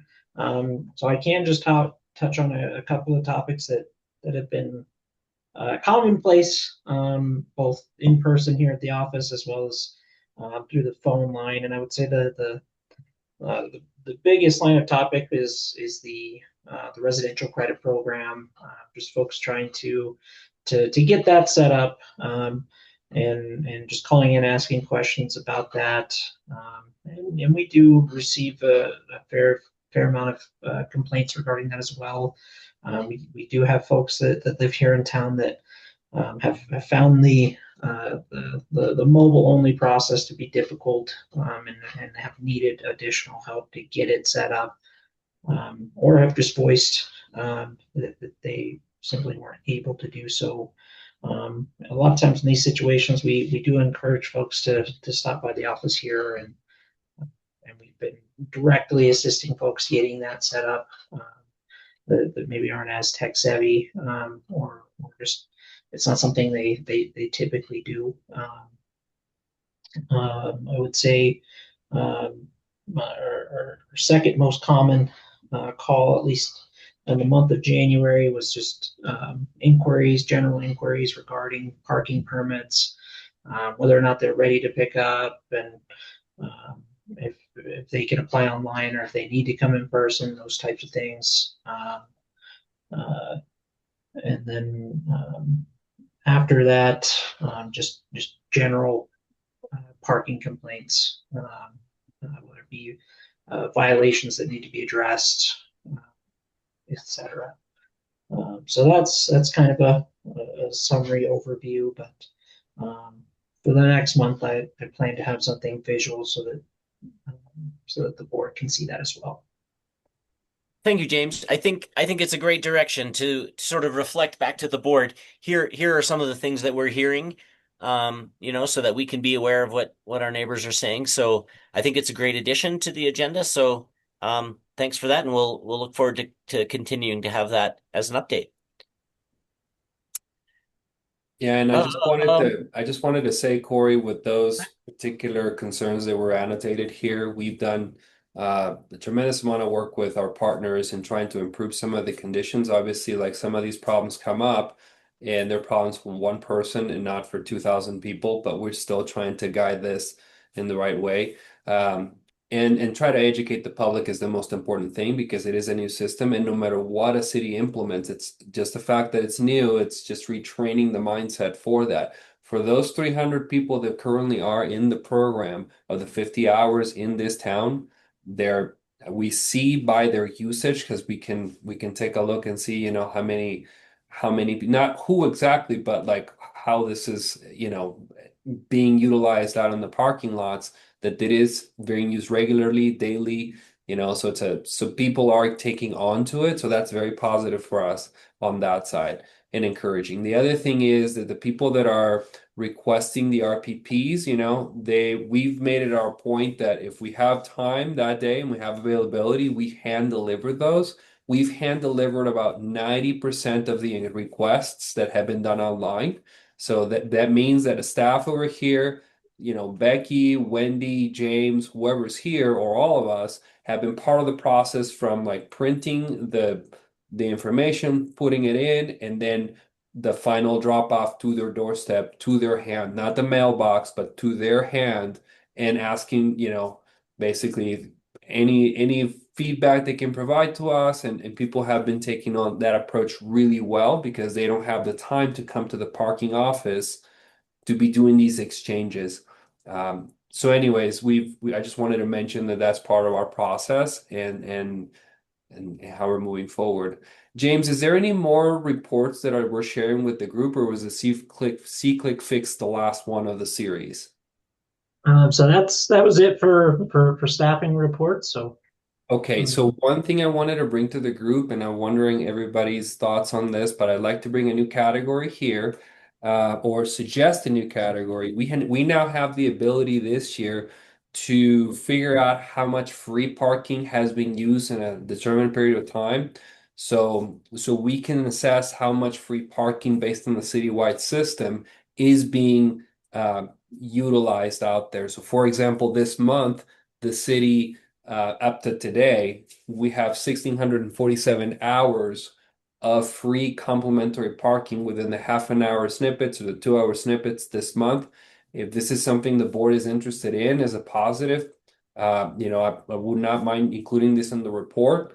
To date, we have 13,000 hours since January, and obviously there was a 2 hour complimentary, entering this year with that. But this month alone, with just a half an hour, it's about 1,600. We're keeping a pulse on that to see like if there's more people coming in, if more residents are using it, like what is the trend. But it is an amenity this city offers above and beyond any other city in the surroundings.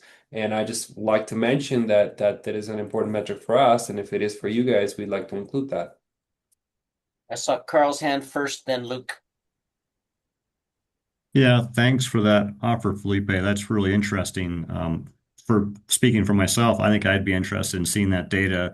But I do have a question. Are we able to differentiate folks that are using like the free first 30 minutes period versus someone using their free 50 hours versus the holiday or whatever, the 2 hours? Because those are kind of different buckets, right? Yes.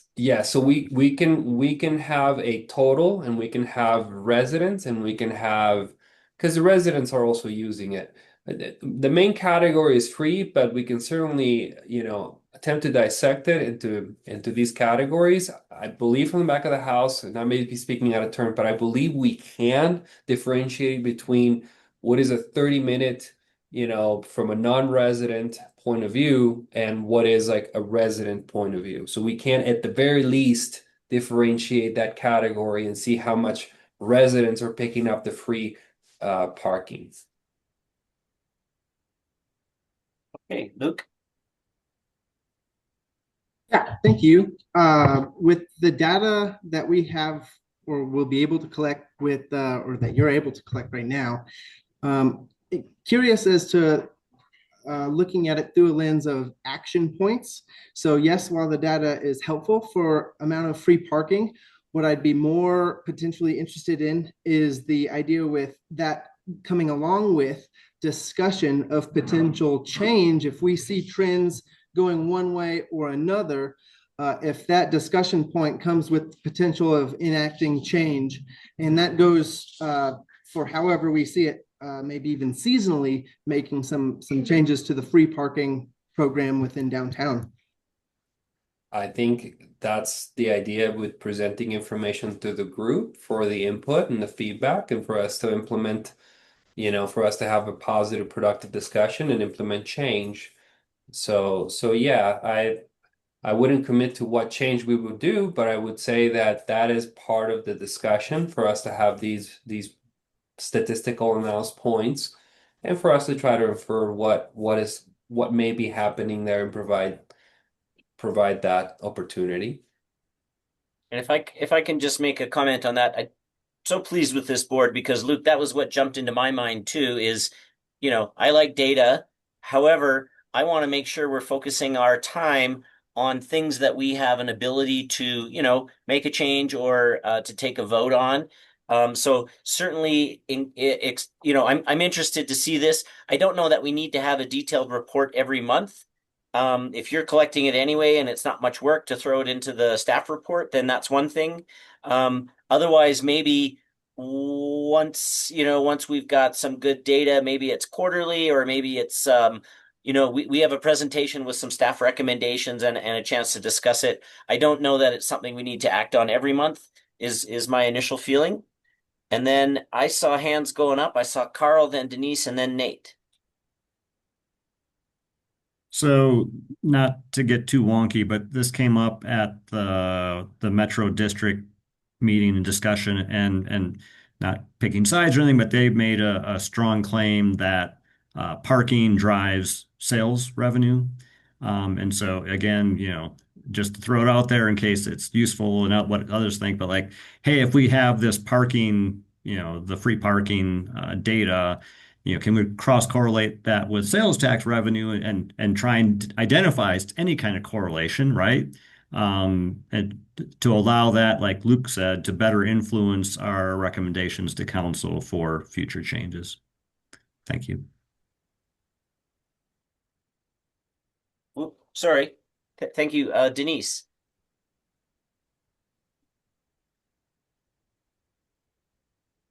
Two things I want to just mention, and one is about that data and one is about something else. But one, that data is when you do correlation with that, remember, you might want to correlate with sales tax also with the weather, because we know that things happen whenever it's nicer than when it's cold. So you can't do a 30-degree day compared to a 70-degree day. So there's correlation points that you need to bring in with that also.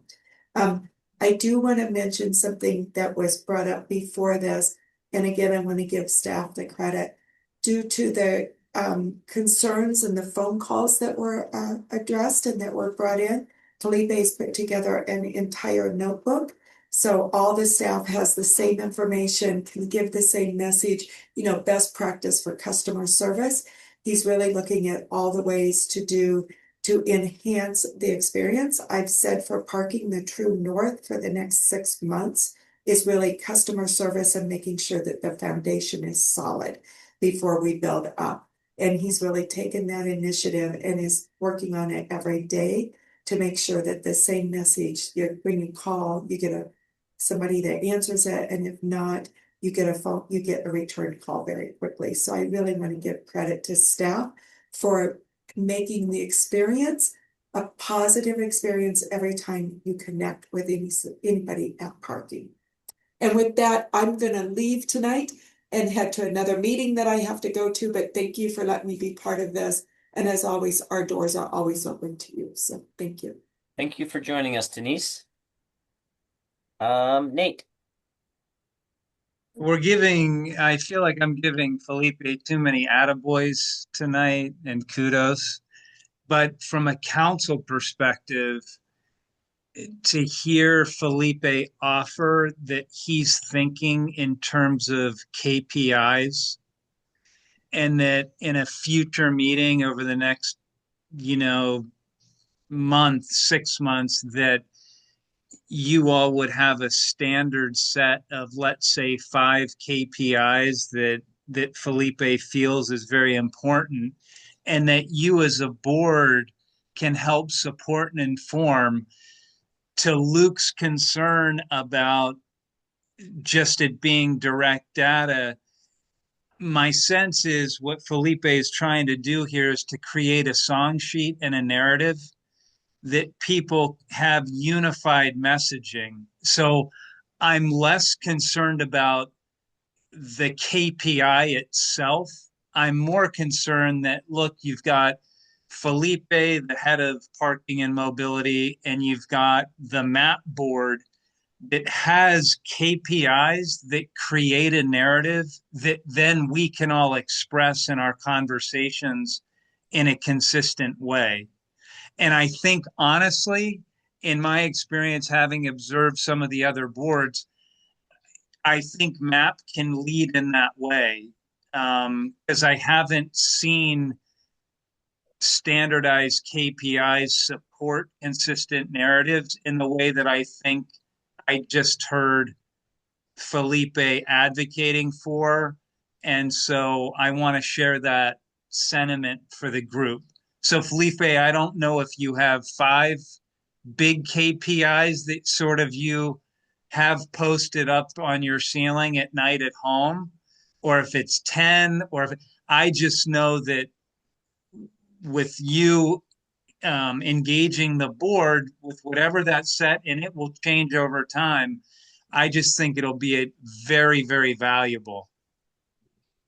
Yes, I think we can accomplish some more information points as we move forward with the data we're receiving now with our modern systems. Keep in mind, guys, we had more systems back last year. Now we decided just to go with 2, so we have consolidated points of information. We have more statistical analysis on things, and things like, for example, usage. So if we can have metrics in the future, to come back and assess the kiosk placement. Are they being used? Are they not being used? So I do feel that we can move towards that. This is a good start to have the information of what what we can provide, which is the free access data. And I think we can definitely, as we move forward, explore other KPIs that will better inform decisions for this board. So I echo Nate on that, and yeah, I appreciate the opportunity to be able to provide these key And I would just, in an unqualified way, Corey and Chair Corey and the team know a lot more about this. I'm relatively new, but in what I saw in sort of the Kimley Horn study, Felipe, and the Transportation Master Plan, there were some interesting KPIs that I think they proposed at that time that may be useful to help support and inform your portfolio of KPIs. So just a note on that. Thank you for that, Nate. And just in case anyone's not familiar, a KPI is a key performance indicator. And a KPI for me as chair of this board is how quickly we keep the meeting moving. So I'm going to keep us going. I think I'm going to blow my goal of keeping us under 2 hours tonight. But we've got a few more things to do here, so we're going to keep moving on. Are there any specific infrastructure updates that staff wanted to share and let the board know about? You're on mute, Felipe. Thank you. So as far as infrastructure, we're just doing minor refinements to what's out there existing. I know staff this week is going to be cutting the tops of all of the excess on all of the posts out there that have honk related. So if there's any excess, they're going to be cutting them. Tomorrow we're going to be at Creek Walk, but new infrastructure. The pool is going to be having a checking system tryout that's coming up in the next 2 weeks. That's going to just be basically a quick check inside, and so that way when we're enforcing outside that the patrons are not being scrutinized as tightly there. And so after that, we're going to be putting some payment signs as prescribed by council last year there. But we've been going slowly at it. There's no specific hard timeline that we're going to be accomplishing that. Our target goal for them is in the next couple of months to be up and running with a cohesive system for them. And so we're materializing that as we're going, but we like to focus more the approach on patrons being able to have access to the pool and for them to have parking. And so I don't think as of the opening of the pool till now, they've had any incidents of lack of parking at the pool, but we're monitoring that closely. So, as we mentioned before, the mechanism of the payment, that's to make sure that we have enough turnaround and the people using the pool have access to the pool. So, needless to say, we just want to make sure that we have a good executed plan and in place and situation for us to start doing that. So that's pretty much what we have as far as that. And that, you guys know the rest of kiosks and things like that. So. Great, thanks for that. I see we do have on here, an update, and I think with the Hiawatha, what we're looking for is just kind of, just a high level. What does the timing look like, and how's it going over at Hiawatha? Yeah, so Hiawatha is technically slated to be done at the beginning of July per the prescribed schedule. Believe right now they're ahead of schedule. I don't wish to speak out of turn there. Things happen from one day to the other and things can push back, but that's the internal communication. The external communication is obviously, in the spring and things of that nature. So I just wanted to make sure that we're on the same page there. But that's what they're slated to do. And they've been doing a great job out there. So that sounds great. That's exciting. By the way, since we're on the topic of Hiawatha, those chargers that have been temporarily like this, stuff, the class 3 chargers there, the city did announce a measure today for an idling fee to go away over at Shriver for anybody that needs to utilize a charger. And I think that's a good plus. So if anybody needs to do that, then know that the idling fee is no longer considered until Hiawatha is open. And while it is 12 cents a minute, it does add up if you have to leave your car overnight. So I think that's a good plus that the city has resolved to do. So just FYI for everybody. Great. And so, yeah, that relates to the high capacity electric vehicle chargers that are inoperable at Hiawatha. So, yeah, that sounds good for electric vehicles. Okay. Next on the agenda is our goal review. I'll move through these really swiftly. We do have our 4 goals here listed. One was the finalizing the RFP for the bike and ped plan. As we mentioned, that has been rolled over into the accelerator grant. So it's sort of rewritten, and we're going to have all kinds of roles being involved with the accelerator grant. The second goal of conducting a strategic session with council and staff to set our operating targets as a board. In some discussion with Nate, what we thought we'd do is maybe look at that a little bit later in the year. We're still kind of getting up to speed with this new grant, the new building, some new staff, a new council liaison. So it's we're gonna put that on hold for a few months, but that still is planned for this year.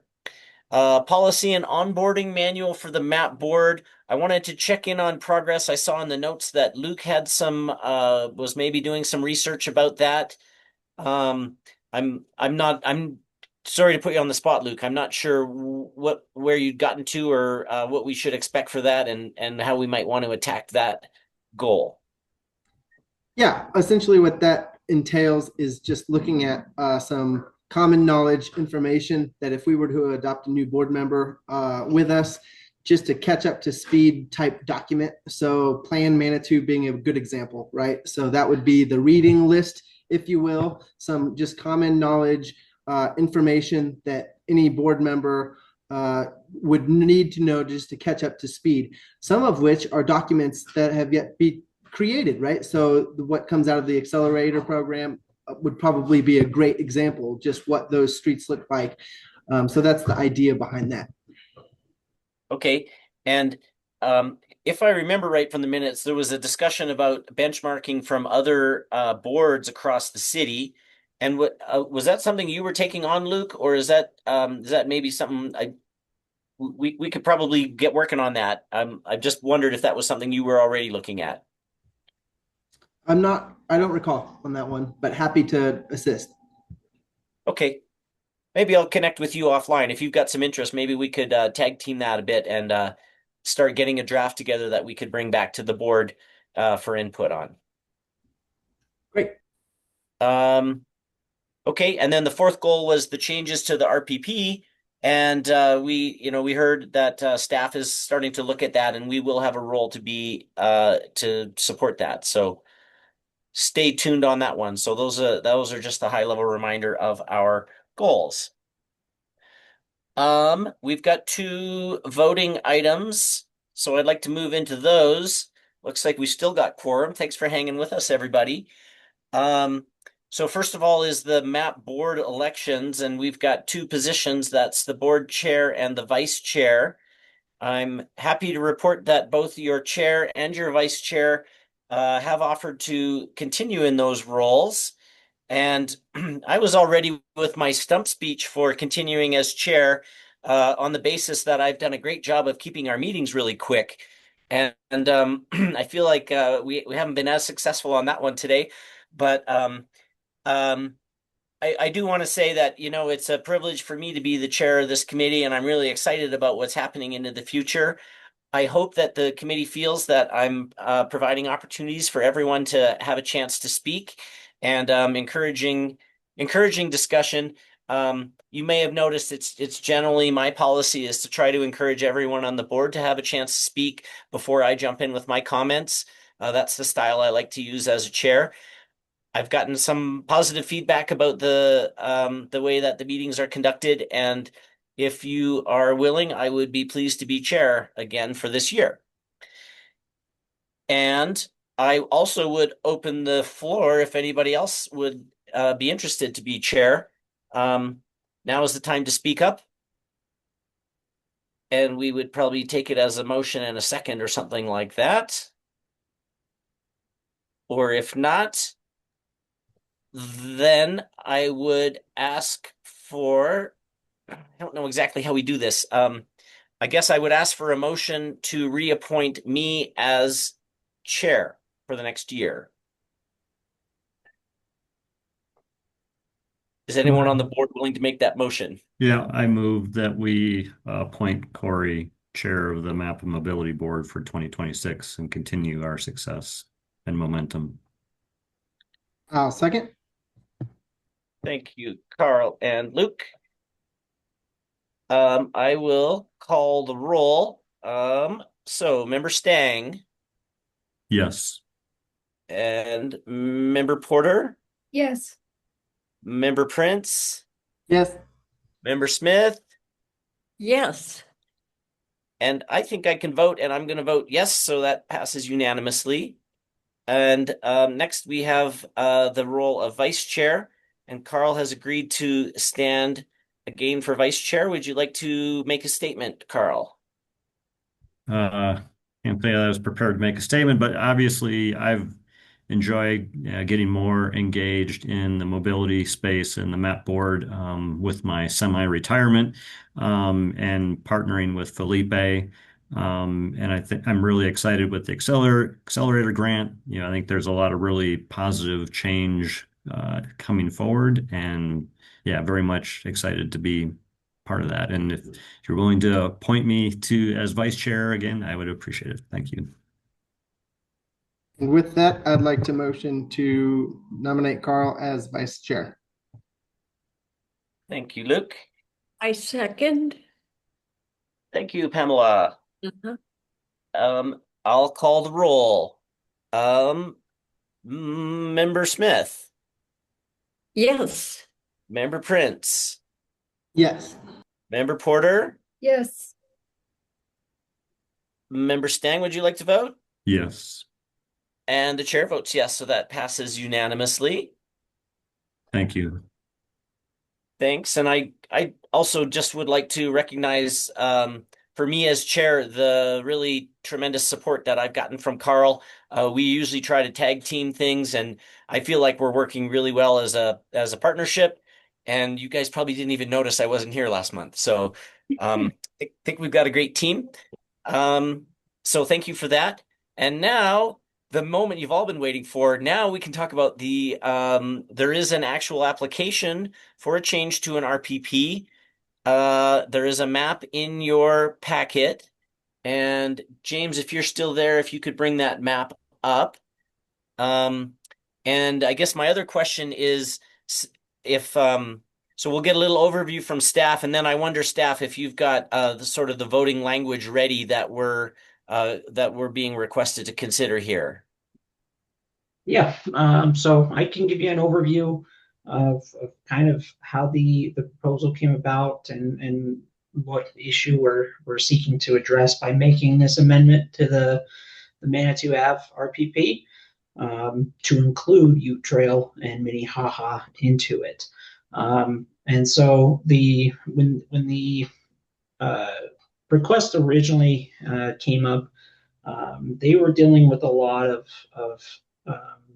visitor parking on both streets as a result of Rainbow Falls. And this was before the parking was being managed and they implemented the shuttle program. I am happy to report that after that was implemented and that attraction was being more heavily managed, that some of those issues did die down. But what remains, and this has kind of evolved over time as well, but they do still see visitor parking, particularly during events where there is a higher traffic of folks and there is activity happening on that west end, specifically events that occur at Soda Springs Park. They do still see visitor parking up in that neighborhood. But what contributes to this issue overall is over, I would say, the last 2-3 years, there's been numerous sections of Minnehaha and Ute Trail that have been stripped away the parking's been stripped away, and for good reason. Those roads do get narrow at times, and there's lots of pinch points. And that is an area that we've gotten a lot of feedback and from both the fire department as well as Public Works, because that is a main access point for emergency services. If they need to get up into those neighborhoods, this is kind of the best way for them to do that, as opposed to trying to take the alternative route, which is Rock Road, I believe, is that windy one that comes up off of Pilot Knob there. That's not really a good option for them. So this is kind of the most direct route and also the widest route. So we've had to take away a lot of parking to alleviate some of those pinches. In addition to just some other complaints from residents in the area about how parking in some of these areas limited their ability to get in and out of their driveway, and just kind of over time, the amount of parking that is available on the streets is really eroded. So looking at my notes here, we measured 382 feet of parkable area there, which ends up being about 17 parking spaces, and that's 22 feet being used as kind of the standard for a standard parking space. And the RPP, we attempted to gather signatures from 20 different residences from both streets, and kind of the average household vehicle ownership is 2 vehicles per household. So there is a deficiency for this street, and a lot of the residents that we talk to, there is a desire to have the ability to have overflow parking onto Manitou Avenue. And so that's why we are seeking to amend Manitou Avenue to include these 2 streets, so that they do have alternative options if they cannot park on Minnehaha for one reason or another. So any questions at this point?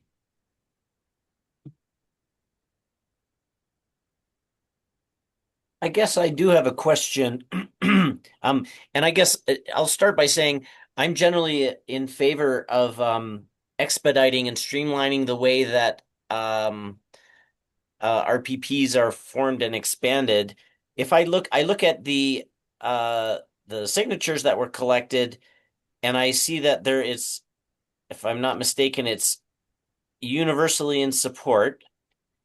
But I also notice that's really only on whether to add Minnehaha and Ute to the Manitou Ave one. And I wonder if if there could be pushback from people that are already in the Manitou Ave one and would negatively impact their parking experience. So I wonder if that was considered. Yeah, so kind of the next step is we would have to allow for public comment from both neighborhoods, both from anybody that lives on Manitou Avenue, Ute Trail, and Minnehaha. So we would have to post public notices and host kind of a community engagement meeting to be able to allow those voices to come forward and address any concerns that anyone might have. And then that is documented. And then everything at that point is brought before City Council, and they would ultimately make that approval. So that's kind of the process that we have going forward. But we wanted to bring it to Map Board to gain a recommendation to proceed with the process based off of the information that we've provided so far. Okay. And Carl, I see your hands up. Yeah, that was a great question, Corey, because knowing what existing Manitou Avenue RPP residents think would be important, and maybe we can incorporate it as part of our motion and recommendation to council.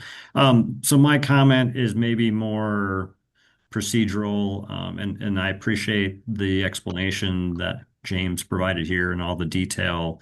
My only ask, and I understand that staff has a lot on their plate, and this is kind of a humbly asking, if the same presentation that would go to council would come to the map board, with the letter explaining all this. Because like if you look at the packet as a standalone, someone, not having heard James's excellent explanation, it'd be hard to really decipher what is being asked here and the implications. So if going forward, if we could again kind of make that a policy or practice, that would be greatly appreciated. Thank you. Thank you, Carl. Joy. I just am a little confused about what we're voting on, James. You're wanting us to recommend, the vote is to recommend to move forward. It's not approving or saying we're recommending this since we don't have all the information about, Manitou Avenue. Is that what you're asking the vote to be? I mean, why are we voting?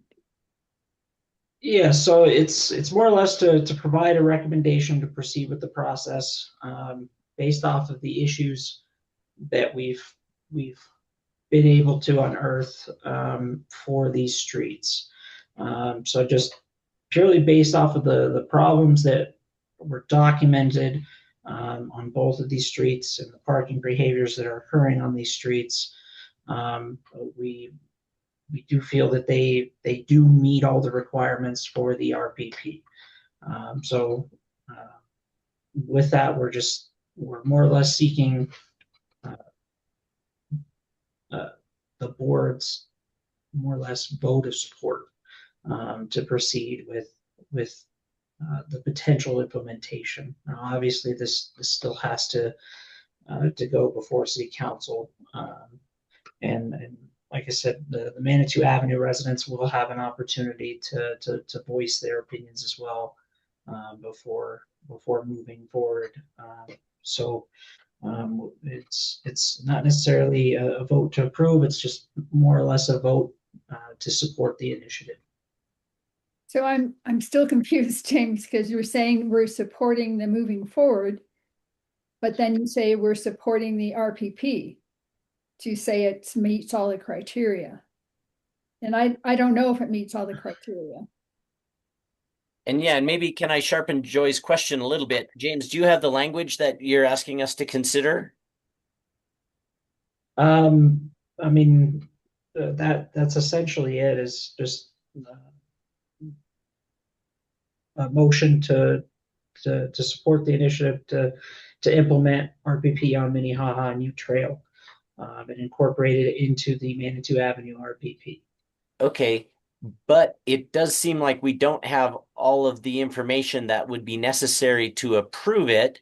So it's mid process. And so I might be inclined to agree with Joy that it might not be the right time for us to vote. But I would like to hear some other opinions. And so I saw Carl, then Nate, then Luke with their hands up. So I just have a simple clarification question. And so, James, do you envision this coming back to the map board, or is this, in theory, we'd vote on this, maybe approve, and then from there on out it goes to council, or is it the plan to bring this back when we have the full?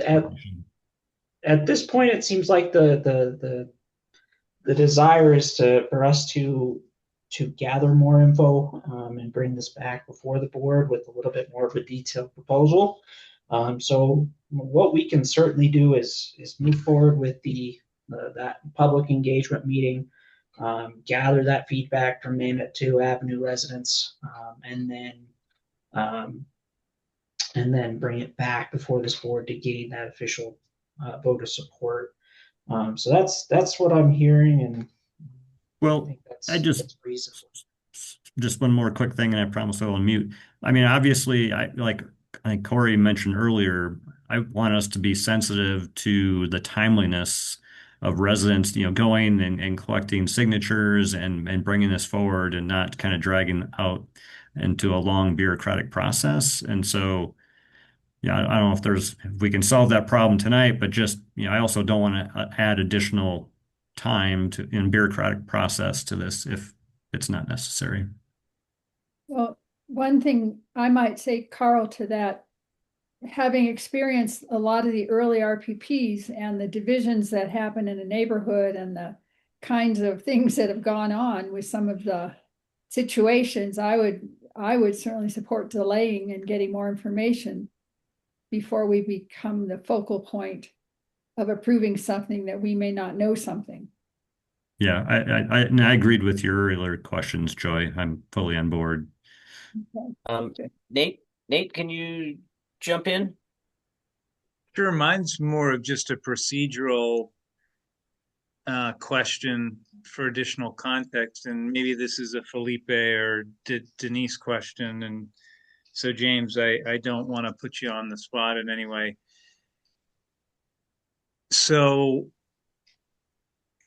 James, when were you envisioning? So I'm very used to getting the packet prior to city council meetings.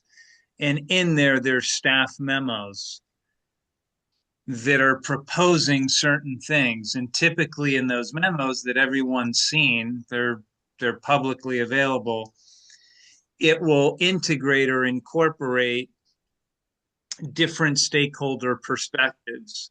So it will say,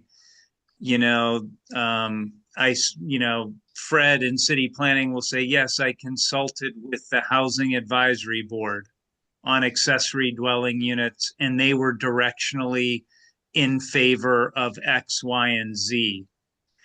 Is this how we envision this playing out? Where Felipe is going to craft a memo and he's going to say, we're directionally looking to enhance the RPP program, and we have consulted and incorporated impact from the public, from the neighborhood, and also the Mobility and Parking Board. Am I thinking about that procedurally the right way, Felipe? Yes. Okay. And so that helps to Joy's sentiment that it does seem, Felipe, that you probably would want the public input with the map board when you craft that memo in the proposal to city council. That's just my immediate instinct, if I'm understanding the sequencing of this correctly. Yeah, and we can gather that information, Nate. This meeting, I'm also trying to get awareness, raise my awareness of the process, just like you are, and seeing what comes first, the chicken or the egg, right? So I don't wish for us to not, convey our intent to the map board because we don't have enough information, and then come back and swamp everybody with memos and this and that, and nobody was ever consultant, and nobody would ever talked about this, and now a decision needs to be made, and nobody consider anything. So I think what James is indicating, what you're indicating, and what we would like to do, all of us, I think, is the same process. We just all would like to be included. We'd like to be inclusive of different points of view. If the board requires for us to go out there first and engage with the residents, we can certainly do that. I also am conscious about the time and effort that the residents in the areas and how much time they've been affected by this is. Prior to my time, I think this has been, correct me if I'm wrong, James, this has been talked about for the last couple of years. We just want to make sure we do it in an efficient manner. So if there's a different way we can do this, if the board feel comfortable doing that, I'm open to that as well. For everybody, Joy. Well, Felipe, I love the fact that you're socializing this with the map board for sort of preliminary input and directional perspective. I mean, this is what you and Corey were talking about a few days ago. I mean, I think that's a wonderful sort of, as you develop this esprit de corps with the map board. So I love that sequencing where this is sort of an advanced preview. I guess as we're learning together, the piece is really about what the ask is, and I think Joyce sort of asking that too. It's not necessarily a vote you're looking for. You're looking for directional perspective, buy-in, concerns, and Concurrence. Yeah. Do we have concurrence to pursue this? Is there any fatal flaws? Maybe somebody can say, guys, like this has been an issue for 10 years. We've discussed this in past map board, meetings. This is kind of the history behind that. And so any fatal flaws brought up to our attention now would help develop that memo better.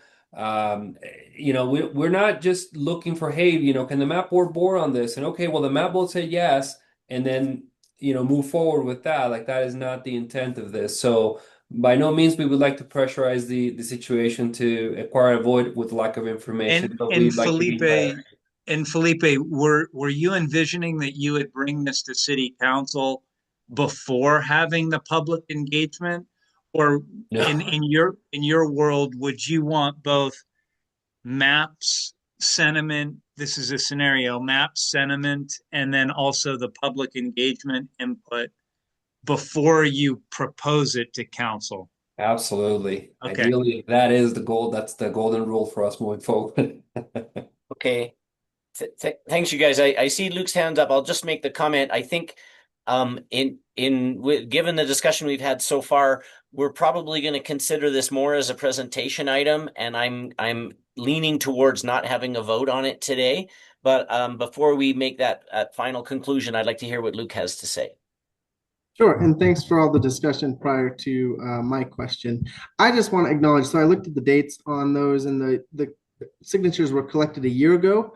So as for priority, I think it's important that we really, when you get a number of residents going as far as collecting signatures, that should be task number one for all of us, board included. So just to add this as a top priority, and I don't want to be a naysayer, but this is one of the reasons, right? The fact that it's been a year, that we would consider need and necessity to revamp the RP program in general.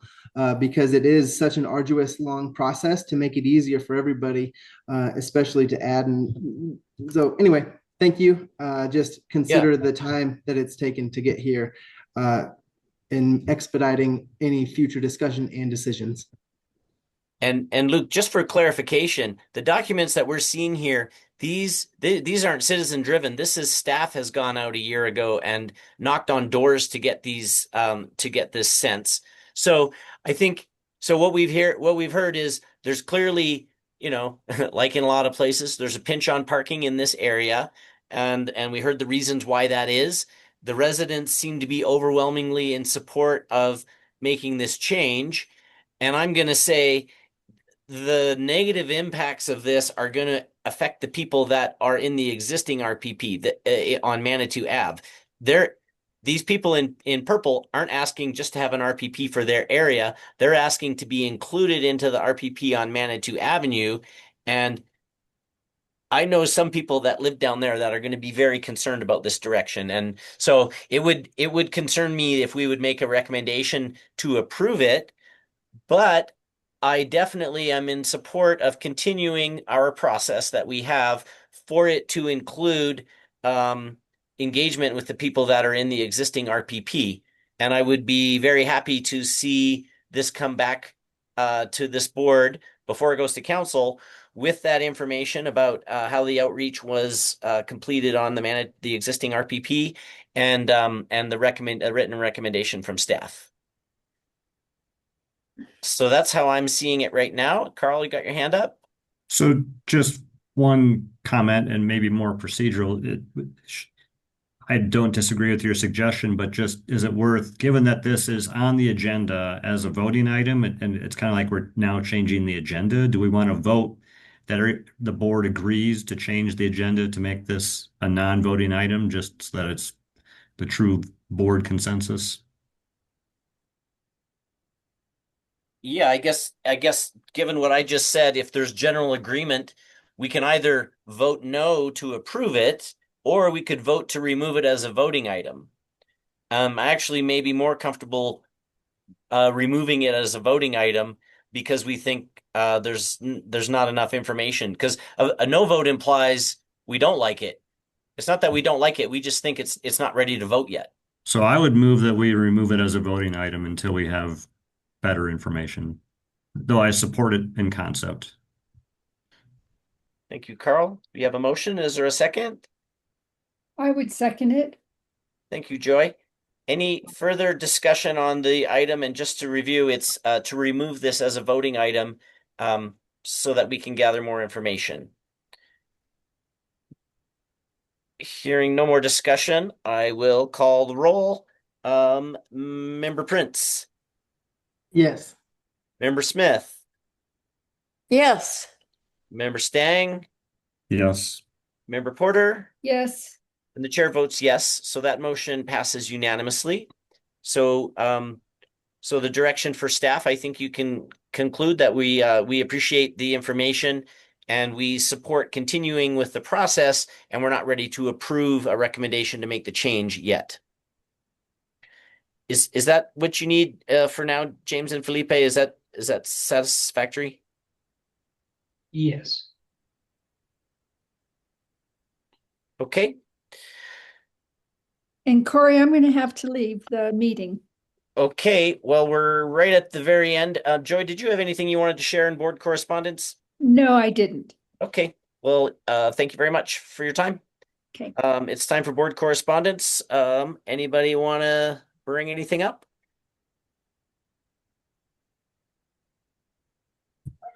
Sure. I'd like to. Go ahead, Luke.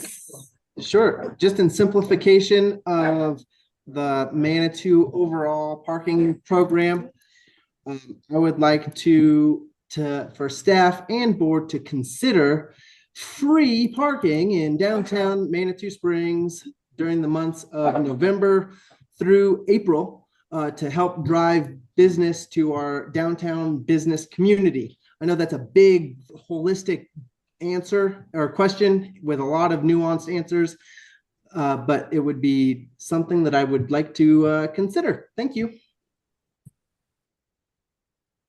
Okay, thank you, Luke. Anyone else? Now's your chance. Otherwise, I would welcome a motion to adjourn. I move that we adjourn the meeting for the month of February. Thank you. And I think we don't need a second and a vote on that. So we are adjourned. Thank you, everyone, for your time. Nice. Thanks, everybody. What good news on that grant. Appreciate it. Yeah. That's awesome. All right. All right. Karen, have a good night.